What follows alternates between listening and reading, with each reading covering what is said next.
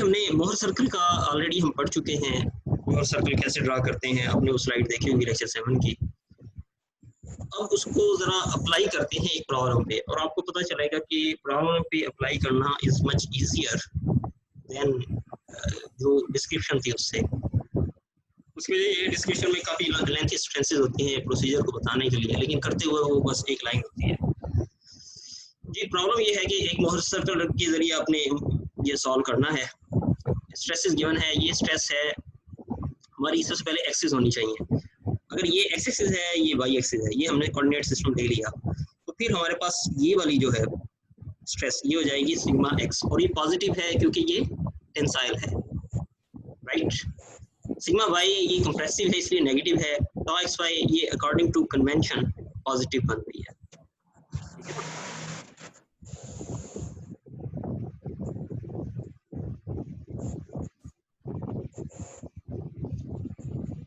ये वॉइस आ रही है, जरा अनम्यूट कर लें, सॉरी म्यूट कर लें उसको, माइक को। इसमें हमने डिटरमिन करना है नॉर्मल स्ट्रेसेस और कोरस्पॉन्डिंग एंगल या ओरिएंटेशन। तीसरे नंबर पे हमें फाइंड करना है मैक्सिमम टॉ यानी शेयर स्ट्रेस, और जहां सर थोड़ा सा जूम, सर एक्सक्यूज मी, थोड़ा सा इसको जूम करें सर, नजर नहीं आ रहा आप लोग।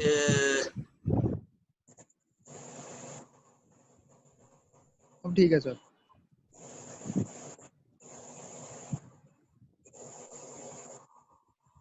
अगर आप वो यूज कर रहे हैं, क्या कहते हैं,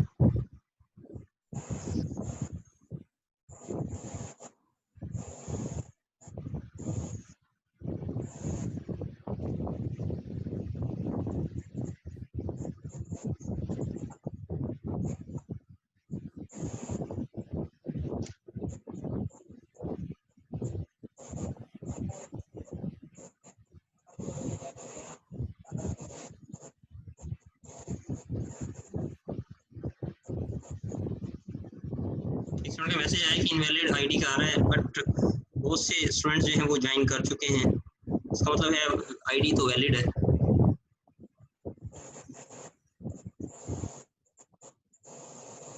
जी, मैं ये बता रहा था कि हमने इसमें डिटरमिन जो करना है वो है मैक्सिमम नॉर्मल, जिसको सिग्मा 1 एंड 2 कहते हैं, और कोरस्पॉन्डिंग एंगल को थीटा पी 1 और 2 कहते हैं। दूसरे नंबर हमने फाइंड करना है टॉ मैक्सिमम, और हमें पता है जहां टॉ मैक्सिमम होगा, जिस प्लेन पे टॉ मैक्सिमम होगा वहां सिग्मा की भी वैल्यू होगी और वो एवरेज होगी, ठीक है। इसलिए इस टॉ मैक्स के केस में सिग्मा एवरेज भी फाइंड करना है और थीटा S1 और 2 भी करना है। ये हमारा प्रॉब्लम है। इसकी डाटा, नॉन डाटा हमने लिख लिया यहाँ, और जो अननोन डाटा है वो भी हमने फाइंड आउट कर लिया, वो भी अलग लिख लिया कि कौन सा है। अब इसको ड्रा करने की बात है। ड्रा करते हुए हमने क्या करना है, सबसे पहले एक्स, ये एक हॉरिजॉन्टल एक्सिस ले लेनी है सिग्मा एक्सिस, और दूसरे नंबर पे हमने लेनी है टॉ एक्सिस जो कि डाउनवर्ड पॉजिटिव है। ये यहाँ भी मैंने शो किया है, सिग्मा यहाँ पॉजिटिव है, टॉ यहाँ पॉजिटिव है। इसके बाद हम स्केल ले सकते हैं कि आप जिस पेपर पे कर रहे होंगे तो वहाँ आपने एक रूलर, कंपास और डी या प्रोटेक्टर जो है वो अपने पास रखना है। अब ऐसे करेंगे कि 1 सेंटीमीटर को जो आपके वो इक्वल टू हम कोई वैल्यू रख लेंगे। जैसे यहाँ अगर हम देखें 30, 20 एंड 80 वैल्यूज हैं, इसके लिए बेहतर ये है कि हम 1 सेंटीमीटर को इक्वल रख दें 10 मेगा पास्कल के, ठीक है। ये स्केल कहलाता है इसको। ये आपने पहले भी अगर ग्राफ ड्रा किए होंगे वहाँ ना लाजमी आपने मेंशन किया होगा कि आपकी डिवीजन किस तरह है, कि 1 सेंटीमीटर जो है वो कितने मेगा पास्कल को शो कर रहा है। टॉ एक्सिस भी हम इतना ही लेते हैं स्केल, क्योंकि इन दोनों की वैल्यू में तकरीबन क्लोज ही हैं, मतलब एक स्केल पे ड्रा हो सकती हैं, इसलिए हम इसको इस तरह लिख लेते हैं कि 1 centimetre is equal to 10 mega pascal, ठीक है। इन दोनों के लिए सेम स्केल हमने ले लिया। अच्छा, स्केल ले लिया। ये दोनों लाइनें जहाँ इंटरसेक्ट करेंगी वो ओरिजिन होगा, और ऑफ कोर्स उसके कोऑर्डिनेट 0, 0 होंगे। उसके बाद हमने ये करना है कि इस पे एक पॉइंट मेंशन करना है। ए पॉइंट जो है वो क्या होगा, वो होता है sigma x tau X Y. Sigma x की वैल्यू हमारे पास है 80, टॉ एक्स वाई कितना है 30। तो आप ये ग्राफ पे मेंशन कर लेंगे। यहाँ से यहाँ तक कितना आप लेंगे डिस्टेंस स्केल के मुताबिक, मेरे ख्याल से मुझे ना पार्टिसिपेंट्स के नेम मेंशन करने चाहिए, अदरवाइज अगर सारे आंसर देंगे तो किसी का समझ नहीं आएगा।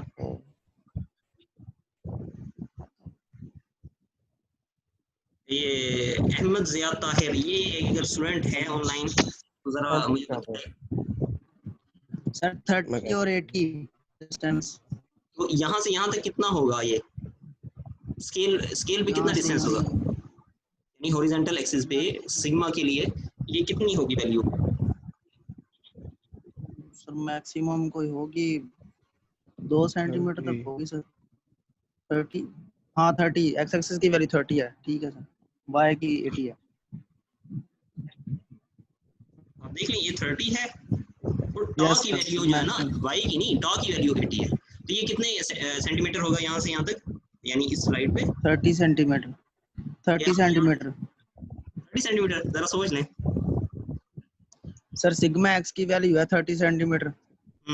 तो कार्डिंग स्केल ये कितने ओरिजिन से कितने डिस्टेंस पे होगा? क्या चीज सर? ओरिजिन से कितने डिस्टेंस पे होगा ये वाला पॉइंट, ये हॉरिजॉन्टली? तो सर ये 30 के डिस्टेंस पे है सर। हमारा स्केल क्या है? 30 सेंटीमीटर लिखा हुआ सर आपने, आई थिंक सो। स्केल कितना है? स्केल बेटा मैंने ये अभी बताया है, ये यहाँ ये मैंने बताया ना हमारा स्केल कितना है। यहाँ एनी सुटेबल वैल्यू की जगह मैंने क्या वैल्यू बताई है?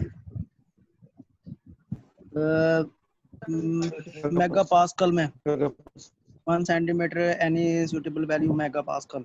ये 30 मेगा पास्कल हो गया सर वो। बेटा मैं अपने माइक म्यूट कर ले, मैं इसका आंसर बता देता हूँ स्टूडेंट्स। हमने स्केल रखा है 10 मेगा पास्कल। जब ये 10 होगा, आप सही कह रहे हैं, 1 सेंटीमीटर 10 मेगा, तो यहाँ से यहाँ तक कितना बनेगा ये? 3 सेंटीमीटर। 3 सेंटीमीटर ये आंसर था। और यहाँ से लेके यहाँ तक ये वाला डिस्टेंस जो है ब्लू लाइन, ये कितना होना चाहिए? डिवाइड हो जाना था उसने 3 8 सेंटीमीटर। ये 8 हो जाएगा, ठीक है। हाँ 8 सेंटीमीटर हो जाना था। Exactly, सही सही कह रहे हैं आप लोग। आपके पास ये ए पॉइंट आ गया। इसके बाद हमने क्या करना है, इसके बाद हमने ना 2 मेथड है, एक तो ये कि सी हम पहले मेंशन कर लें, दूसरा ये कि आप बी पॉइंट मेंशन कर लें। बी जो है वो बिल्कुल अपोजिट, यानी sigma Y minus tau X Y होगा। अब सिग्मा वाई की वैल्यू -20 है, ये -80 है, तो ये रिस्पेक्टिवली यानी नेगेटिव साइड पे 2 सेंटीमीटर और ये फिर अगेन 8 सेंटीमीटर होगा बी पॉइंट के लिए, ठीक है। ऑल्टरनेटिवली ये अगर आपको नजर आ रहा हो ये वाला, ये ऑल्टरनेटिवली सेंटर को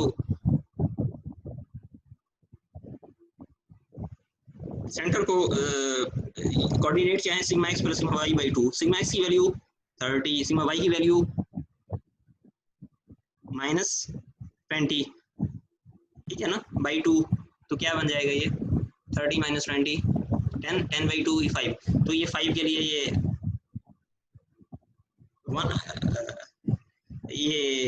0.5 सेंटीमीटर आ जाएगा सी पॉइंट, ठीक है ना। 2 तरीके हैं। बहरहाल ये जो पहला तरीका था इसी के तहत चलते हैं। ए पॉइंट हमने मार्क कर लिया, बी कर लिया, इन दोनों को ज्वाइन कर लें। इन दोनों को जब ज्वाइन करें तो ये सेंट्रल सिग्मा एक्सिस को जहां इंटरसेक्ट करेगा वो सी पॉइंट होगा, ठीक हो गया। सी पॉइंट हमारे पास आ गया, सॉरी ये जूम हो गया।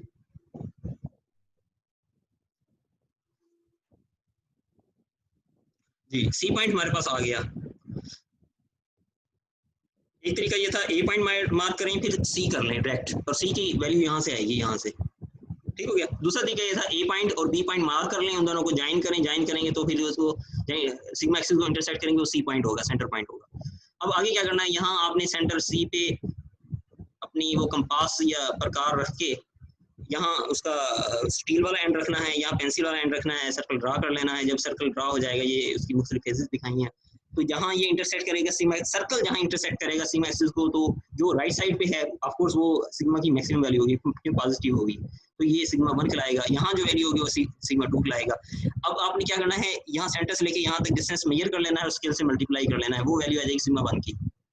स्केल हमारा 10 है, यहाँ से यहाँ तक वैल्यू आप जो है ना मेजर कर लें, उसको मल्टीप्लाई कर लें। इसी तरह सेंटर ओ से ओरिजिन ओ से यहाँ तक वैल्यू जो है वो सिग्मा 2 की हो जाएगी, यानी ये ई पॉइंट, ये मेजर करेंगे, स्केल से मल्टीप्लाई करेंगे, आपके पास ये आ जाएगा। अच्छा अब रह गया एंगल। एंगल क्या है, ये हमारी रेफरेंस लाइन थी जो ए पॉइंट की थी, सी ए लाइन हमारी रेफरेंस लाइन होगी, ठीक है। ये ए पॉइंट है, ये वाला, ये पॉइंट ए है, ये सेंटर है, इन दोनों को ज्वाइन करने वाली लाइन सी ए लाइन है जो कि रेडियस की इक्वल है। ये वाली लाइन जो है इसको हम रेफरेंस लेते हुए, एंगल के लिए रेफरेंस लेते हुए डी रख के यहाँ से यहाँ तक एंगल फाइंड कर लेंगे। वो जो एंगल आएगा वो 2 थीटा P1 होगा, क्योंकि ये सिग्मा 1 के साथ है। और सिग्मा 1 पे हम श्योर क्यों है? क्योंकि ये पॉजिटिव वैल्यू है।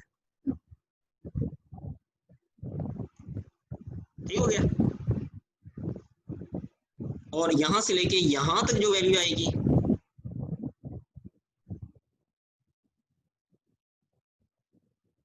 वो, यहां से लेके यहां तक जो वैल्यू आएगी वो 2 थीटा P2 होगा। इस तरह हमारे पास एंगल आ जाएंगे। इसके आने के बाद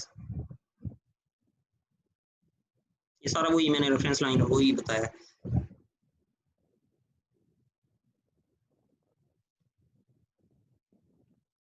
ये आपके पास वैल्यूज आ गई। अच्छा, अब नेक्स्ट जो है वो हमारा ये वाला रह गया, ये वाला। अब ये जो एक्सिस है ये टॉ एक्सिस है और हमने टॉ मैक्स करनी है। टॉ मैक्स यहाँ आएगी क्योंकि टॉ यहाँ डाउनवर्ड पॉजिटिव है। तो हमने क्या करना है, ये जो वर्टिकल एक्सिस है इसके पैरेलल एक एक्सिस हमें ड्रा करनी है जो सेंटर में से पास कर रही है। तो वो इस तरह एक लाइन आएगी और वो सर्कल को 2 पॉइंट पे करेगी, 2 पॉइंट पे इंटरसेक्ट करेगी। एक पॉइंट नीचे, जैसे ये पॉइंट मैंने शो किया है, ये होगा, दूसरा ये। अब यहाँ जो पॉइंट होगा इसका जो सेकंड वाला होगा वो टॉ होगा, ठीक है। वो आप मेजर कर लें, जैसे यहाँ इसने दिखाया है, वो उसकी वैल्यू आएगी 83.82 स्केल से मल्टीप्लाई करने के बाद यहाँ से लेके यहाँ तक। वो ऑफकोर्स रेडियस इक्वल होगा, रेडियस इनटू आप स्केल से मल्टीप्लाई करेंगे तो आपके पास ये वैल्यू आ जाएगी टॉ की। और यहाँ सिग्मा एवरेज कितना होगा? सिग्मा एवरेज होगा जो कोऑर्डिनेट है सी के यानी सेंटर के, वो थे 5, तो सिग्मा एवरेज 5 आ जाएगा और ये 83.82 आ जाएगा। तो इस तरह हमारे पास मैक्सिमम टॉ और कोरस्पॉन्डिंग सिग्मा एवरेज पता चल गई।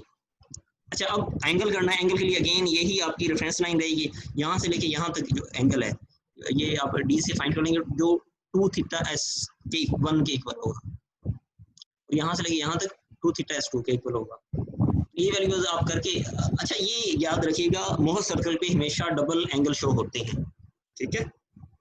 मोहर सर्कल पे हमेशा डबल एंगल होते हैं। तो जब आप एलिमेंट पे शो करेंगे, जैसे ये एलिमेंट पे शो किया है, ये नॉर्मल के लिए है, ये इस पॉइंट को यहाँ इसने एलिमेंट पे किया है, तो ये कितना उसने रोटेट कराया? थीटा P1 के इक्वल। अब ये थीटा P1 की वैल्यू इस वैल्यू का हाफ होगी, तो आपने 2 से डिवाइड कर लेना, बस ये केयरफुल रहना है इससे।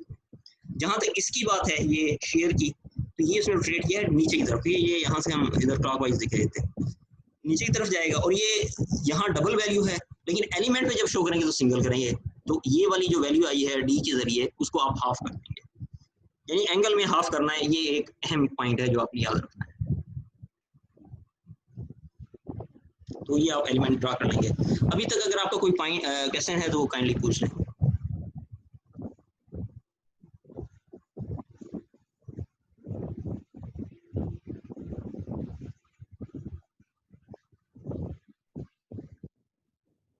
किसी का कोई क्वेश्चन नहीं है?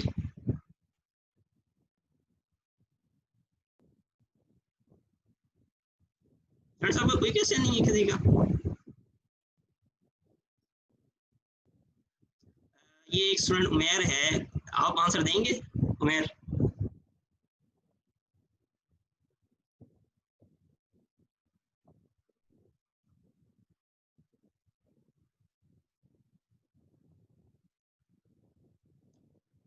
उमेर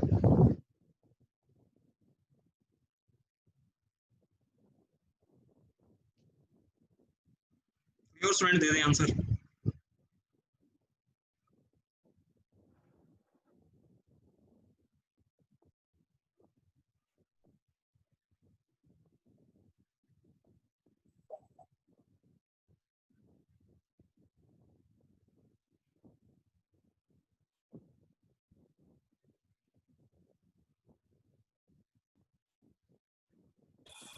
हेलो जी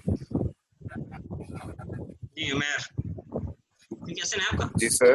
आपका कोई क्वेश्चन नो है? Sir no sir. ये समझ आ गया आपको ये प्रोसीजर?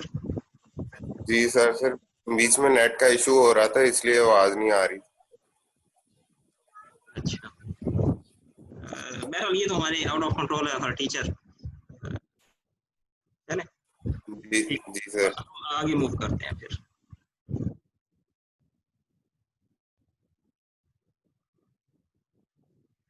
अच्छा जी,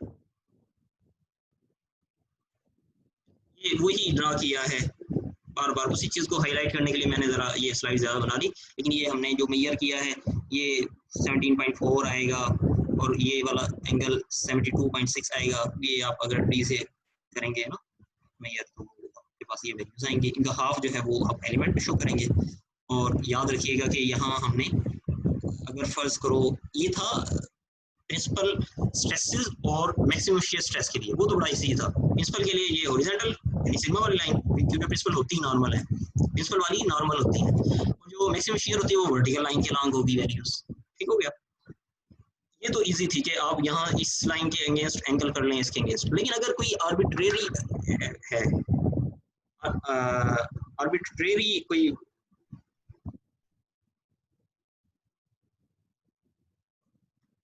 आर्बिट्रेरी कोई अगर प्लेन है उसके अगेंस्ट आपने करना है, जैसे आपके पास sigma x sigma y sigma tau x y की वैल्यू गिवन हो, ठीक है, और आपको ये कहा जाए कि at angle theta is equal to 20 degree आप फाइंड करें कि इन sigma x prime sigma y prime and tau x prime y prime की वैल्यू क्या होगी। उसका तरीका ये है कि आप ये करेंगे इस रेफरेंस लाइन को लेके, इस रेफरेंस लाइन को यहाँ डी रखेंगे और 20 का डबल यानी 2 ऑफ थीटा आप ड्रा कर लेंगे, डी रख के आप ये एंगल 40 ड्रा कर लेंगे। 40 एंगल ड्रा करने के बाद इस पॉइंट को उस पॉइंट से जब ज्वाइन करेंगे तो थ्रू आउट एक लाइन खींच दें।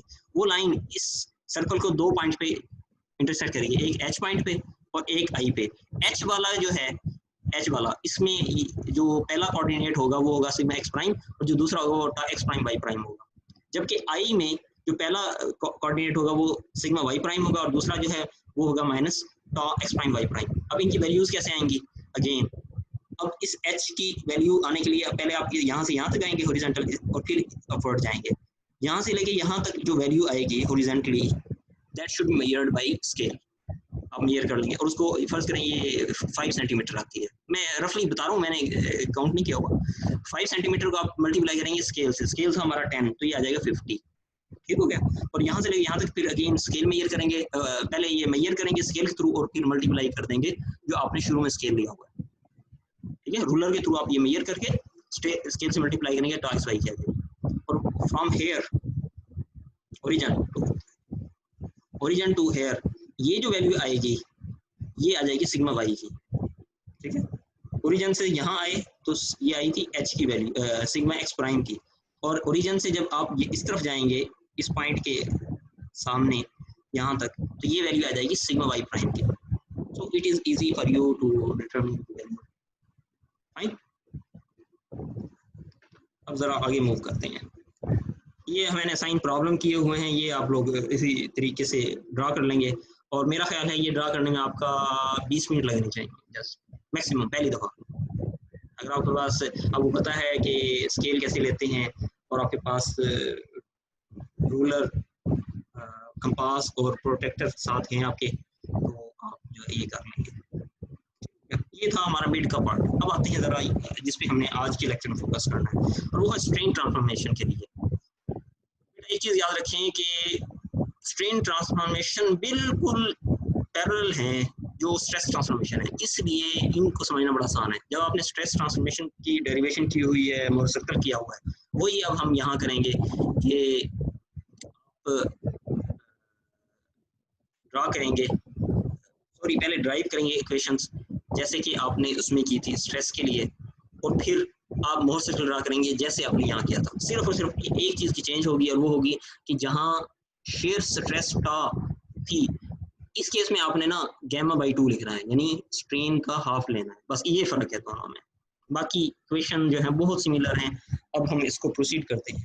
अब स्ट्रेन प्रोसीड करते हुए पहले स्ट्रेन पे ज़रा डिस्कस कर लेते हैं। जैसे हमने वहाँ डिस्कस किया था general state of stress 3D stress, एक क्यूब पे हमने स्ट्रेस शो की थी। अब हम एक क्यूब पे ही स्ट्रेन शो करेंगे। अगर ये एक क्यूब है हमारे पास जो कि अनडिफाइंड फॉर्म में है और ये हमारा कोऑर्डिनेट सिस्टम है डिस्क्राइब करने के लिए एक्स वाई जी, ये वाली डायमेंशन क्या बनेगी, एक्स के लॉन्ग है डेल्टा एक्स, ये वाई के लॉन्ग है डेल्टा वाई, ये डेल्टा जी, और जो एंगल है वो सारे 90 हैं। अनडिफॉर्म शेप में करेंगे। डिफॉर्म होने के बाद क्या होगा, डिफॉर्म दो तरीके से होगा। एक ये होगा कि ये लेंथ जो है इसमें इलांगेशन या कंट्रैक्शन होगी, तो जनरल केस है इसमें हम इलांगेशन सपोज कर लेते हैं, तो वो इक्वल आ जाएगा 1 plus epsilon x into delta x. और एप्सिलॉन एक्स जो है ये एग्जैक्टली डेफिनेशन है नॉर्मल स्ट्रेन की, वो क्या है कि original length plus changing length divide by original length. वो आप अगर ये फार्मूला लगाएंगे तो ये बिल्कुल इसी के इक्वल आएगा। ओरिजिनल लेंथ कितनी है, डेल्टा एक्स, तो delta x plus epsilon x into delta x by delta करेंगे तो यही आपके पास आएगा। Same for y and z, लिखने का तरीका क्या होगा, 1 plus epsilon x into delta x, 1 plus epsilon y into delta y and 1 plus epsilon z into delta z. ये है आपकी नॉर्मल स्ट्रेन्स। अच्छा, शेयर की शुरू में ये एंगल कितने थे, ये वाला एंगल था 90, अब इसमें चेंज आ गया है, तो 90 में से वो जो अब चेंज आगे एंगल आया है उसे माइनस कर दें, ठीक है, π/2 माइनस गैमा एक्स वाई। ये गैमा एक्स वाई जो एंगल है ये शेयर स्ट्रेन है, π/2 माइनस गैमा वाई जी, अगेन ये वाला जो है ये शेयर स्ट्रेन है, और π/2 माइनस गैमा एक्स ये शेयर स्ट्रेन है। तो इसमें हमें पता चला कि जैसे स्ट्रेस के केस में था बिल्कुल इसी तरह इस केस में भी 3 नॉर्मल स्ट्रेन कंपोनेंट होते हैं, epsilon x, epsilon y, epsilon z, और 3 शेयर स्ट्रेन कंपोनेंट होते हैं, gamma x y, gamma y z, gamma z x. Like stress, these strain component also depend on the orientation theta। जैसे उस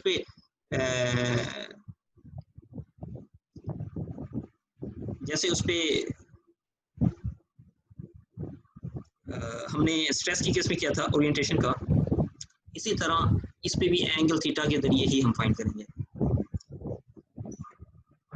इसकी derivation में जाने से पहले एक चीज ध्यान में रख लें कि अगर क्या जो प्लेन स्ट्रेस केस है, प्लेन स्ट्रेस केस का मतलब उसमें सिग्मा एक्स, सिग्मा वाई और टा एक्स वाई होंगे, यानी एक्स और वाई के सिंबल आपको मिलेंगे, जी का सिंबल नहीं मिलेगा।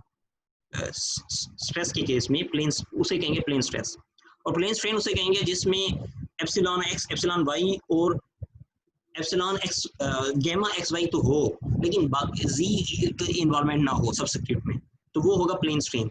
ठीक हो गया, प्लेन स्ट्रेस और प्लेन स्ट्रेन। अब इन दोनों की आपस में मुताबिकत क्या है, क्या प्लेन स्ट्रेस केस अगर हो तो क्या वो प्लेन स्ट्रेन भी होता है, अगर प्लेन स्ट्रेस केस हो तो क्या वो प्लेन स्ट्रेन भी होता है या नहीं, वो अभी हम इसमें डिस्क्राइब करते हैं। अब जैसे इस डायग्राम में उसमें सिर्फ 2 स्ट्रेसेस लगाई हैं, सिग्मा एक्स और सिग्मा वाई। अब सिग्मा एक्स की और सिग्मा वाई की वजह से क्या होगा, इस डायरेक्शन में इलॉन्गेशन होगी, ये टेंसाइल है, अगर आप देखें ना, जनरल केस भी है ना, ये बाहर की तरफ जाएगा, ये बाहर की तरफ जाएगा, और जी जो है इसमें भी चेंज आएगा। इसका मतलब ये हुआ कि, और वो पॉइजन रेशियो इफेक्ट की वजह से आएगा। इसका मतलब ये हुआ कि प्लेन स्ट्रेस तो हमने अप्लाई की, लेकिन जो रिजल्ट आया उसमें एप्सिलॉन जी भी आ गया। एप्सिलॉन जी 0 नहीं है, यानी उसमें कुछ ना कुछ वैल्यू है। अगर ये वैल्यू है तो इसका मतलब ये हुआ कि प्लेन स्ट्रेस की वजह से प्लेन स्ट्रेन होना लाजमी नहीं। ठीक हो गया। अब इसकी अहमियत, प्लेन स्ट्रेन जो है बहुत कम होता है, लेकिन जब हमने स्ट्रेन गेज डाटा को प्लेन स्ट्रेस में कन्वर्ट करना हो फिर हमें इसकी जरूरत पड़ती है, क्योंकि हम स्ट्रेन गेजेस यूज करते हैं और वहां से फिर डाटा को कन्वर्ट करते हैं प्लेन स्ट्रेस में, इसलिए इस एनालिसिस की जरूरत है। ठीक हो गया। अब जरा एनालिसिस के ऊपर चलते हैं। General equation for plane strain transformation. General equation के लिए अगेन ये वाले हमारे पास ये वाली वैल्यूज क्या है, अननोन, और ये वाली नोन है। ठीक हो गया। साइन कन्वेंशन, जिस वक्त इलॉन्गेशन हो तो पॉजिटिव होगी स्ट्रेन, और अगर वो कम हो रही हो लेंथ तो फिर वो नेगेटिव होगा। एंगल 90 से कम हो रहा हो तो गैमा पॉजिटिव होगा, अगर 90 से बढ़ रहा हो तो गैमा नेगेटिव होगा। Gamma mean shear strain. तो एप्सिलॉन कब पॉजिटिव होगा, यहाँ स्टूडेंट्स में से कोई फीमेल स्टूडेंट्स आंसर दे दे अगर वो ऑनलाइन है।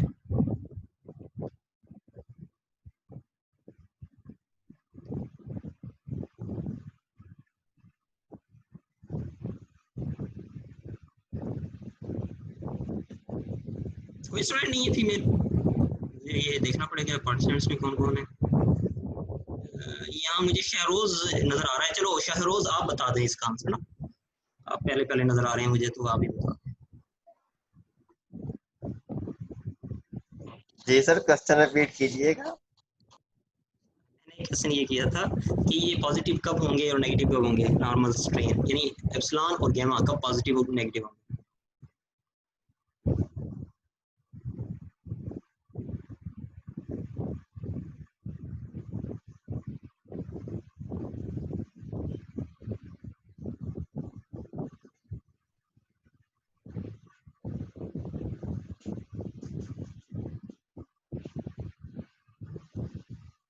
सर अगर टेंसाइल स्ट्रेसेस लग रही होंगे तो एप्सिलॉन जो है वो पॉजिटिव होगा, जब कंप्रेसिबल होंगे तो एप्सिलॉन जो है नेगेटिव होगा।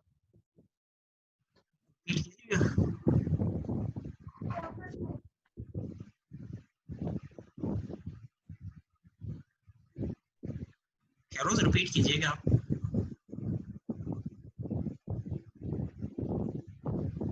सर मैंने कहा जब टेंसाइल स्ट्रेसेस लग रही होंगे तो एप्सिलॉन पॉजिटिव होगा जब उसकी लेंथ में इंक्रीज है। जरा और करें, ये जो लिखा हुआ है ये क्या लिखा हुआ है? Strain transformation. आप स्ट्रेस का वर्ड ना बोलें, ठीक हो गया। बाकी मुझे एक मिनट शेरोज, मुझे ये एक स्टूडेंट नजर आ रही है, मलिका महविश। ध्यान से लिया करो लेक्चर। ये मलिका महविश मुझे ऑनलाइन हो रही हैं, आप काइंडली आंसर दें। मलाइका महविश GRM। जी आप बताएं। इसमें गामा मतलब कि पॉजिटिव तब होगा जब उसका एंगल लेस देन मतलब कि 90 होगा। जी ठीक कहा। और एप्सिलॉन के लिए? एप्सिलॉन के लिए मतलब कि अगर इलॉन्गेशन अलोंग एक्स और वाई एक्सिस होगी तो पॉजिटिव होगा। बिल्कुल सही। तो शहरोज ये हम अभी कर रहे हैं स्ट्रेन का केस। स्ट्रेन में टेंसाइल या कंप्रेसिव नहीं होती, स्ट्रेन में इलॉन्गेशन या कंट्रैक्शन होती है, और जब इलॉन्गेशन होगी तो ये पॉजिटिव होगा। एक्चुअली ये पॉइंट मैं बता चुका था, जस्ट आपकी अटेंटिवनेस चेक करने के लिए मैंने ये किया है। बाकी स्टूडेंट्स मेरा एक्टिव रहें ताकि मैं ये टेस्टिंग जारी रख सकूँ और मुझे पता चले कि आप लोग बाकी लेक्चर ले रहे हैं, ये नहीं कि आपने वो किसी और को बिठाया हुआ है। सर इसका वीडियो जो रिकॉर्ड होगी वो ग्रुप में आ जाएगी ना पहले की तरह? यूट्यूब पे आ जाएगी, यूट्यूब पे आएगी, यूट्यूब। ठीक है। लेकिन अटेंडेंस उनकी मार्क नहीं होगी जो ये अटेंड नहीं कर रहे। जो मेरे पास अटेंडेंस का मैंने रिकॉर्ड मेंटेन करना है उसमें ये वैसे हमारे कितने लेक्चर्स होंगे इसके? 12 हो चुके हैं, और कितने? पहले भी बताया, वैसे देखा जाए तो तकरीबन 8 के करीब लेक्चर हैं जो रिमेनिंग है, लेकिन उनको मैं 2 पार्ट्स में करके तो वो कोई 15 बन जाएंगे। सर वो आज से फिर फैसला भी हो रहा है ना यूनिवर्सिटी खोलने का। सर 13 लेक्चर तो हो चुके हैं इसके। हमारे मुल्क में जो रिट ऑफ द स्टेट है उसके मुताबिक ही होगा। तो अगर हुकूमत ये फैसला करती है कि ओपन हो तो मतलब जो फैसला करेंगे हम उसके मुताबिक चलेंगे, लेकिन अभी तो हम ये जरा वो देख लें। ठीक है सर जी। अच्छा, साइन कन्वेंशन की बात हो गई, उसके बाद जहन में रखें कि ये वाली साइन कन्वेंशन इन कोरस्पोंडिंग यानी ये उसी तरह है जैसे स्ट्रेस की थी, यानी स्ट्रेसेस की वजह से, यानी इन स्ट्रेसेस की वजह से, इनके पॉजिटिव होने की वजह से, यानी सिग्मा एक्स की वजह से पॉजिटिव होने की वजह से एप्सिलॉन एक्स भी पॉजिटिव होगा। ठीक है, ये इसका मतलब है इसका स्ट्रेसेस एक दूसरे के साथ इंटरलिंक्ड हैं, एक ही तरह की डायरेक्शन में वो बिहेव करेंगे। और जैसे पिछले था वहाँ क्या था कि काउंटर क्लॉकवाइज एंगल पॉजिटिव था, यहाँ भी काउंटर क्लॉकवाइज ही पॉजिटिव होगा। ठीक हो गया। अब जरा इसी चीज को हमने शो किया है यहाँ डायग्राम्स में। ये आपकी जो ग्रीन वाला बॉक्स है ये ओरिजिनल शेप है बॉडी की, और ये जो डॉटेड है ये आपकी वो वाली शेप है जो कि डिस्टोर्ट होने के बाद, स्ट्रेन प्रोड्यूस होने के बाद है। इसमें से जो ये वाली लेंथ बड़ी है, ये वाली, ये पॉजिटिव है क्योंकि इलॉन्गेशन है, ये भी पॉजिटिव है क्योंकि इलॉन्गेशन है। और जहाँ तक ये एंगल है, ये एंगल पहले की निस्बत कम हो रहा है, ये वाला एंगल, इस वजह से ये गैमा जो है ना पॉजिटिव होंगे, गैमा एक्स वाई। ठीक है, ये गिवन है, ये वाले गिवन है, ये सारी चीजें। और ये वाला हमसे पूछा गया है कि एट सम ओरिएंटेशन, देखें ये एक्स की बजाय अब ये रोटेट होके एक्स, यानी एक्स यहाँ था, यहाँ हॉरिजॉन्टली, ये रोटेट होके यहाँ एक्स प्राइम की तरफ चला गया है। एक्स प्राइम पे जाने के बाद जो चेंजेस आएंगी epsilon x prime, epsilon y prime और gamma x prime y prime, ये हमारे अननोन होंगे। और ये आपका वो सिस्टम से शो किया कि ये एक्स से एक्स प्राइम के दरमियान पॉजिटिव एंगल उस वक्त है जब काउंटर क्लॉकवाइज हो। अब ज़रा इस डेरिवेशन को शुरू करते हैं, और यहाँ आपकी मुझे 100% वो चाहिए, अटेंशन चाहिए, और ये बहुत इंपॉर्टेंट है। अगर आप ये समझ लेंगे तो आपके लिए ये ड्राइव करना बहुत आसान होगा। अगर आप इस डायग्राम को गौर से देखें, इसको, ये एक स्क्वायर है, ठीक है, ये रेक्टेंगल कह लें, ये आपकी रोटेशन से शो की है थीटा, फिर ये एक्स प्राइम एक्सिस पे चला गया। इस चीज़ को ज़रा यहाँ गौर करें कि अगर हमारे पास शुरू में एक लाइन ये थी डी एक्स, रोटेशन के बाद लाइन जो है वो डी एक्स प्राइम है, ठीक है। तो इन दोनों का आपस में क्या रिलेशन होगा, क्योंकि हमने ये वाली वैल्यूज नोन होंगी और प्राइम वाली वैल्यू हमने फाइंड करनी होगी, और एंगल इस एंगल पे यानी 30 एंगल अगर 30 डिग्री गिवन है तो हमने 30 पे क्या इसकी वैल्यूज आएंगी वो हमने फाइंड करनी है।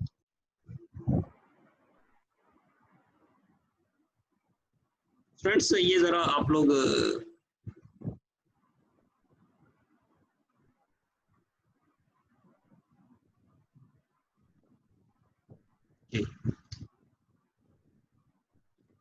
इशू ये है कि स्टूडेंट्स भी वो एडिट कर सकते हैं। Anyhow I think you all are mature, तो this will not happen again. मैं जस्ट ये अर्ज कर रहा था कि यहाँ ये अनडिफार्म फॉर्म है, ओ भी ये देखें, और ये भी अनडिफार्म फॉर्म है यहाँ से लेके यहाँ तक। तो ये अनडिफार्म इसका एक्स के लॉन्ग है dx, और dx और ये वाली अनडिफार्म dx प्राइम, इनका आपस में क्या रिलेशन है ये हम यहाँ डेवलप कर रहे हैं, और दरमियान में एंगल थीटा है।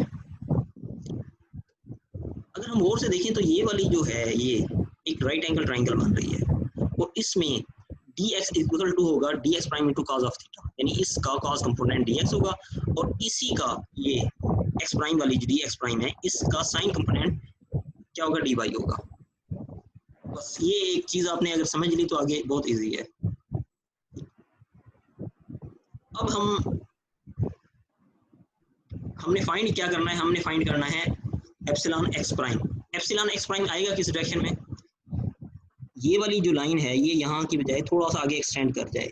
और क्यों एक्सटेंड करें, एक्सटेंड करने की वजह जो बनेगी वो नॉन, ये वाले जो नॉन थे ये epsilon x, epsilon y and gamma x y की वजह से, epsilon x, epsilon y and gamma x y की वजह से ये वाले ये नॉन कंपोनेंट है।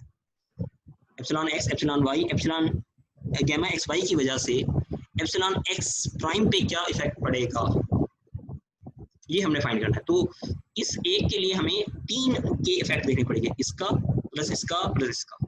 अब ये बारी बारी देखने लगे हैं। अच्छा जी, effect of normal strain epsilon x ये नोन है on d x prime elongation. D x prime elongation का मतलब है एप्सिलॉन एक्स प्राइम, क्योंकि चेंज आ रहा है ना, चेंज ओवर ओरिजिनल जो है वो ही आपकी एप्सिलॉन होता है, नॉर्मल स्ट्रेन होता है। इसके लिए हमने क्या किया, सबसे पहले ये देखा dx में जो चेंज आया है वो आया है एप्सिलॉन x इंटू dx, और ये नोन है, एप्सिलॉन x नोन है हमें। इसका वो कंपोनेंट, ये अब आपने इसका वो कंपोनेंट जो अलॉन्ग x प्राइम एक्सिस होगा वो फाइंड करना है। वो इसने फाइंड किया रेड के एक्सिस के साथ कि यहाँ जाएगा और यहाँ, दो कंपोनेंट बनाए। तो रिमेंबर ये वाली जो ओरिजिनल dx से आगे जो इलॉन्गेशन हुई है वो है epsilon x into dx, right. और ये वाली अगर टोटल है, इसके दो कंपोनेंट रेक्टेंगुलर कंपोनेंट ये बनेंगे, यानी ये वो ट्राइंगल है जिसमें ये वाला एंगल जो कंपोनेंट्स के दरमियान है वो 90 है, और ये वाला एंगल जो है ये है, जैसे आपको पता है थीटा है, ठीक है ना, एंगल ये थीटा ही रखेंगे ना। तो इसमें ये वाला जो रेड वाला कंपोनेंट है ये अलॉन्ग है एक्स प्राइम एक्सिस, और इसकी वैल्यू क्या आएगी, अगर ये एप्सिलॉन एक्स dx है, हाइपोटेन्यूज ये है, ये थीटा है, तो ये इसकी वैल्यू आएगी epsilon x dx into cos theta. तो पहला इफेक्ट एप्सिलॉन एक्स का क्या आएगा, epsilon x into dx into cos of theta, और ये पॉजिटिव डायरेक्शन में होगा, राइट, पहले की बात हो गई। अब दूसरे पे जाते हैं। दूसरा नॉन पैरामीटर था हमारे पास एप्सिलॉन वाई, इसका भी हमने देखना डी एक्स प्राइम पे ही है, और वो हम देख रहे हैं कि ये वाई था, यहाँ से ये इलांगेट होके यहाँ चला गया। ये इसने थोड़ा सा बड़ा करके दिखाया था कि आपको व्यू अच्छा हो। तो ये वाली जो इलांगेशन है, अगेन जैसे हमने एप्सिलॉन एक्स के केस में किया था, ये वाली इलांगेशन क्या होगी एप्सिलॉन वाई, क्योंकि वाई में चेंज आ रहा है, नॉर्मल स्ट्रेन अलोंग वाई है ये। और इसका वो कंपोनेंट जो एक्स प्राइम के अलोंग है वो क्या होगा, वो साइन ऑफ कंपोनेंट होगा, क्योंकि ये एंगल थीटा है, ये वाला एंगल। ये एंगल थीटा कैसे है ये अभी मैं आपको बता देता हूँ।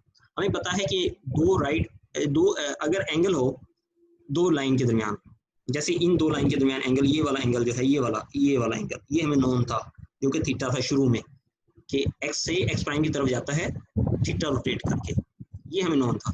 तो इस एक्सिस पे परपेंडिकुलर ये वाली एक्सिस, राइट, इस एक्सिस पे परपेंडिकुलर ये वाली एक्सिस, तो जो एंगल ये होगा ये वाला, वही एंगल यहाँ थीटा होगा। और ये पॉजिटिव था तो ये वाला भी पॉजिटिव ही होगा, from here to here, y to here. ये थीटा है, ये वाली हाइपोटेन्यूज हमें पता है एप्सिलॉन वाई डी वाई, ये भी नोन है, थीटा भी नोन है। तो ये वाला पैरामीटर जो एक्स प्राइम के अलोंग आएगा, यानी इफेक्ट, इसका इफेक्ट अलोंग एक्स प्राइम, वो आएगा epsilon y into d y into sine theta, और ये भी पॉजिटिव डायरेक्शन में है।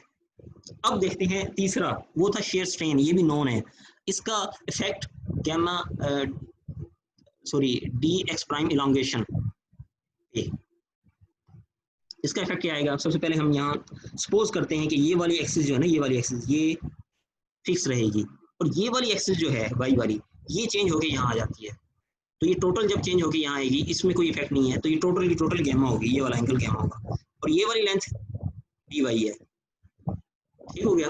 तो फ्रॉम एलिमेंट्री, ये मैं ज़रा लिख लेता हूँ, आपको याद होगा ये वाला रिलेशन, ये वाला रिलेशन अप्लाई करके,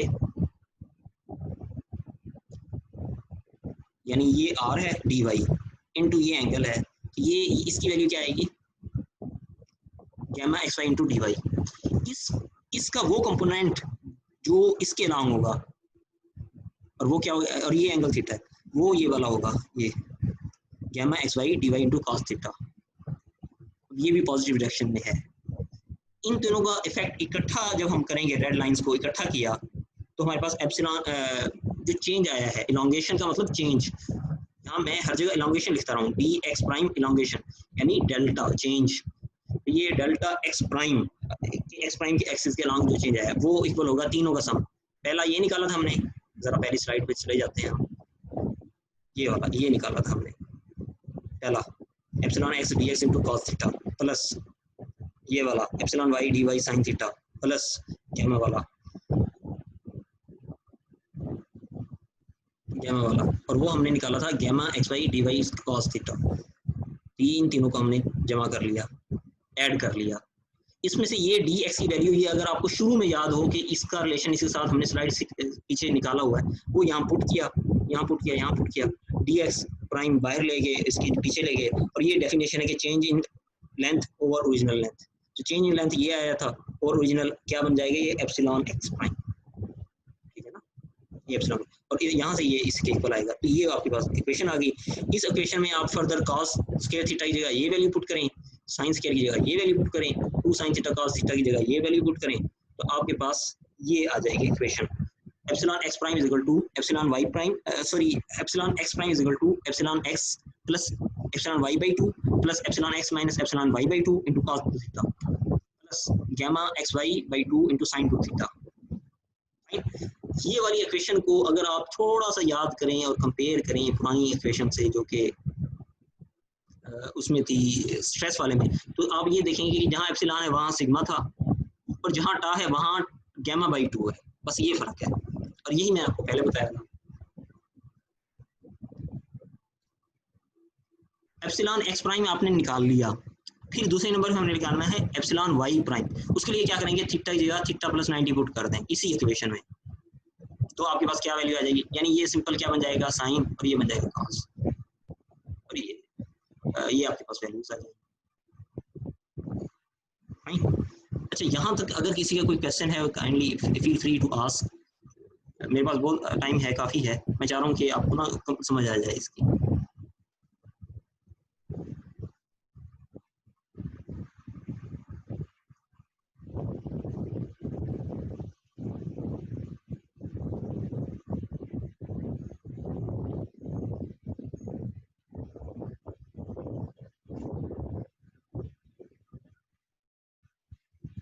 अच्छा, यहाँ एक स्टूडेंट है हमजा।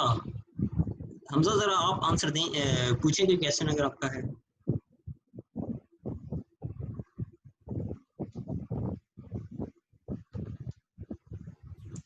नहीं सर, अभी तक तो नहीं, अभी तक सारे समझ आ रहे हैं। मैं एक और दफ़ा इसको थोरोली देखूंगा तो फिर मैं ये आपसे समझ आई पूछ आपको कि लूंगा। ये 3 कंपोनेंट कैसे आए हैं? ये समझ आ गई है, ये 3 कंपोनेंट? थोड़ी थोड़ी आई है, मैं एक दफ़ा दोबारा थोरोली देखूंगा। अगर आप कोई पूछना चाहते हैं आप पूछें। ये लेक्चर एक्चुअली मैंने रखा इसीलिए, वरना तो रिकॉर्डेड लेक्चर मैंने यूट्यूब पे डाले हुए हैं। ये सर मैं इंटरैक्टिव सेशन है। हैंड रिटर्न करूंगा ना, एक दफ़ा प्रैक्टिस करूंगा तो फिर इंशाल्लाह। अच्छा, फाइन फाइन। बाकी कोई और स्टूडेंट? एक हमारा स्टूडेंट दाइम है, वो यहाँ है अगर मैं गलती पे नहीं, उसने ज्वाइन किया हुआ है। सर जी सर ज्वाइन है, जी सर ज्वाइन है। दाइम आपका कोई क्वेश्चन है, काइंडली पूछे।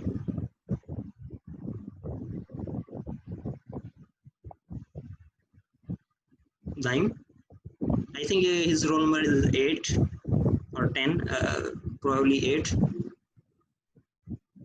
दाइम नहीं, कोई क्वेश्चन है पूछें। सर वो नहीं है इधर अभी, अभी नहीं है, पार्टिसिपेंट्स में शो नहीं हो रहा। ओके।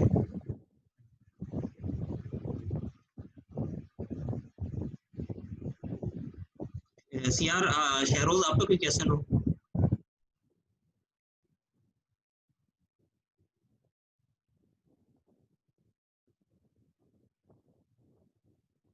हमारा वो 45 रोल नंबर, क्या नाम है, हैदर है शायद, मेरा ख्याल है। हैदर बेटा आपका कोई क्वेश्चन है? नो सर, कोई क्वेश्चन नहीं है अभी तो। सारी समझ आई है? बिल्कुल नहीं आई? यस सर, आ गई, अभी तक तो आ गई है। That's good. So, अब मैं जरा आगे प्रोसीड करता हूँ। अच्छा, यहाँ हमने एप्सिलॉन एक्स प्राइम और एप्सिलॉन वाई प्राइम कैसे फाइंड करना है वो हमने कर लिया। अब शेयर रह गई है तीसरी चीज, वो था gamma x prime y prime. उसके लिए हम क्या करेंगे, उसके लिए हम देखेंगे कि आपके लाइन सेगमेंट ये वाला ओरिजिनली यहाँ था, ठीक है ना, डी एक्स प्राइम, और डी वाई यहाँ था। अगर ये यहाँ से यहाँ रोटेट कर जाता है अल्फा, और ये यहाँ से यहाँ वाई रोटेट करता है बीटा। अच्छा, याद रखें ये, क्योंकि आपकी बॉडी जो है वो डिफॉर्मेबल बॉडी है, इसलिए ये एंगल अल्फा और बीटा का सेम होना जरूरी नहीं है, ठीक है। इसमें जो रोटेशन आएगी वो अल्फा आएगी, ये एक्स में आफ्टर डिफॉर्मेशन, और यहाँ जो दूसरी साइड है उसमें बीटा आएगी, और इन दोनों का जो डिफरेंस होगा वो आपका, यानी अल्फा माइनस बीटा जो होगा वो gamma x prime y prime होगा। अगेन वही फार्मूला जो हमने एफएससी में पढ़ा हुआ है वो अप्लाई करके यहाँ से अल्फा की वैल्यू निकलेगी delta y prime over d x prime, ये बात वैल्यू याद रखें। और हमने रोटेशन, अब हम ले रहे हैं रोटेशन ऑफ ये एक्सिस, ये वाली एक्सिस, इस एक्सिस की रोटेशन लेते हैं, और फिर हम देखते हैं कि effect of normal strain on delta y prime, epsilon x का इफेक्ट इसके अलावा। तो सिंपल ये कि हमने ये निकाला हुआ तो है, लेकिन इसका वो कंपोनेंट जो वाई प्राइम के अलावा होगा, अब वो देखना है वो क्या आएगा। ये कॉस कंपोनेंट तो ये साइन होगा, epsilon x d x sine theta.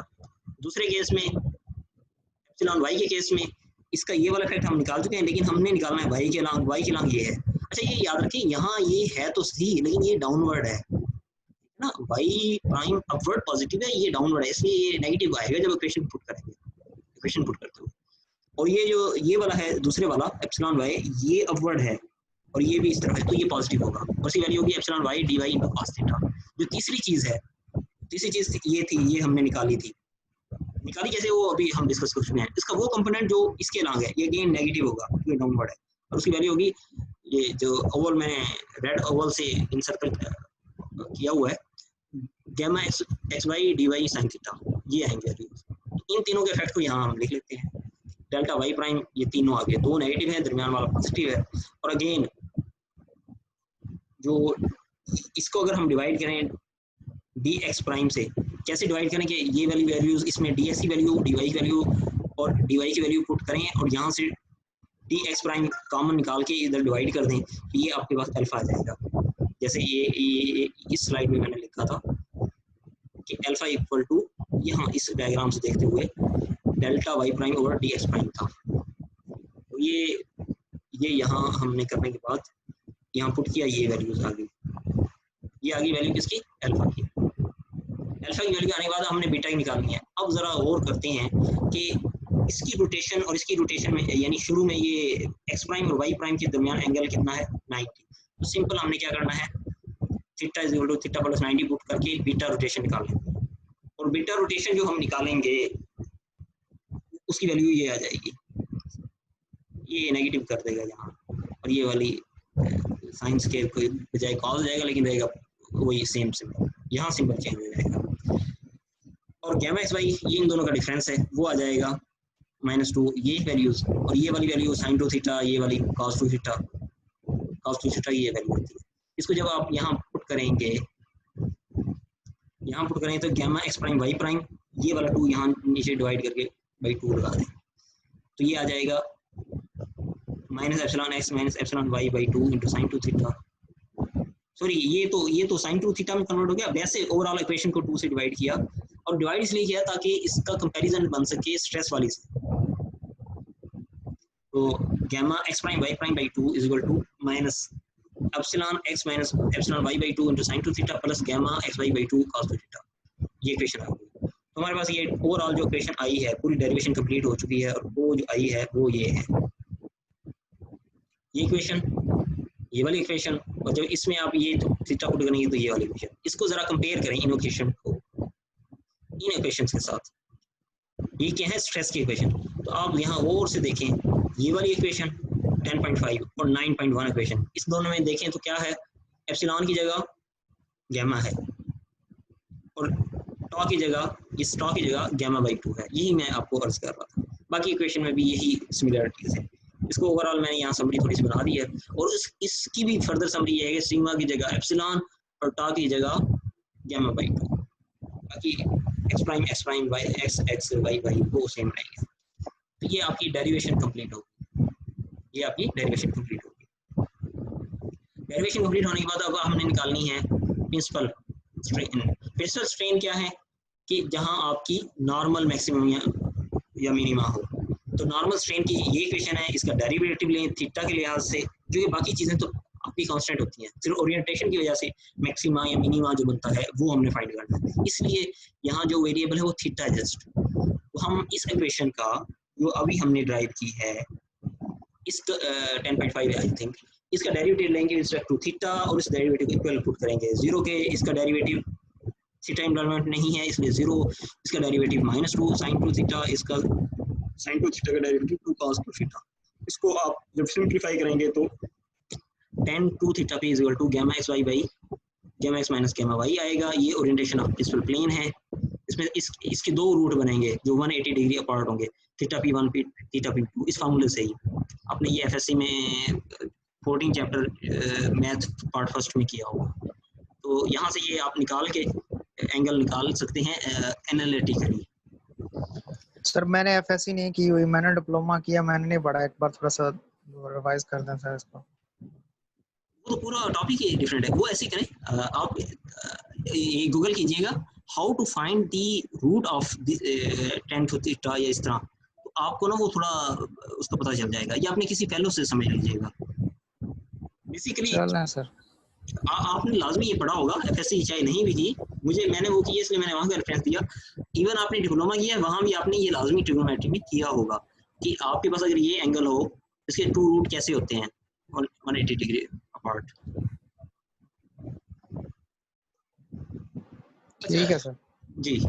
यहाँ हमारे पास एंगल आया है, याद रखें हमने डेरिवेटिव लेके मिनिमम किस पॉइंट पे होगा वो पॉइंट फाइंड किया है, पर मिनिमम की वैल्यू क्या आएगी वो अगेन इस ओरिजिनल इक्वेशन में पुट करेंगे हम। इस पॉइंट को थोड़ा सा याद करें, इसमें पुट करेंगे तो फिर हमारे पास इस इक्वेशन की ये वाली वैल्यूज जो आएंगी वो मैक्सिमा या मिनिमा, यानी दूसरे अल्फाज में ये हमने tan निकाल लिया, थीटा निकाल लिया, वेल गुड, बट इसको हमने पुट कर, इस थीटा p को पुट करना है इस इक्वेशन में, और जब इस इक्वेशन पुट करेंगे तो वो एप्सिलॉन 1 और 2 बन जाएगा। और उसके पुट करने का तरीका ये है, एक तो तरीका ये है यहाँ से आप थीटा निकालें और वो तो बड़ा, यानी इस इक्वेशन की फॉर्म में, इस सिंबल की फॉर्म में वो निकालना बड़ा मुश्किल है। तो उसका एक और आसान तरीका भी है, वो ये कि आप राइट एंगल ट्रायंगल बनाएं, और राइट एंगल ट्रायंगल में ये वाला आपका साइन वाला कंपोनेंट यानी सामने वाला होगा एंगल के, और ये वाला नीचे वाला जो है ये एडजेसेंट होगा। अगर निकाल के आप हाइपोटेन्यूज निकालेंगे, वहां से आप साइन थीटा कॉस थीटा की वैल्यू निकाल के इस इक्वेशन में पुट कर दें। तो इस ट्रायंगल को देखते हुए जो 2 थीटा p1 यानी पॉजिटिव के लिए हमने बनाई है, इसमें से साइन थीटा कॉस थीटा की वैल्यूज ये आएंगी, साइन होगी गामा बाई दिस और कॉस होगी ये वाला adjacent divide by hypotenuse. In values को आप यहाँ पुट करें, पुट करने के बाद ये अगेन वो ओके ये इक्वेशन बनेगी, नीचे स्क्वायर रूट में है तो इस फुल को हम 2 करके लिख लेंगे स्क्वायर रूट की सूरत में। जब हम इसको 2 सूरत करके लिख लेंगे, नीचे एक कैंसिल हो जाएगा, एक रह जाएगा, तो रह जाएगा उसको फिर हम आखिर में सिंप्लीफाई इस तरह कर लेंगे।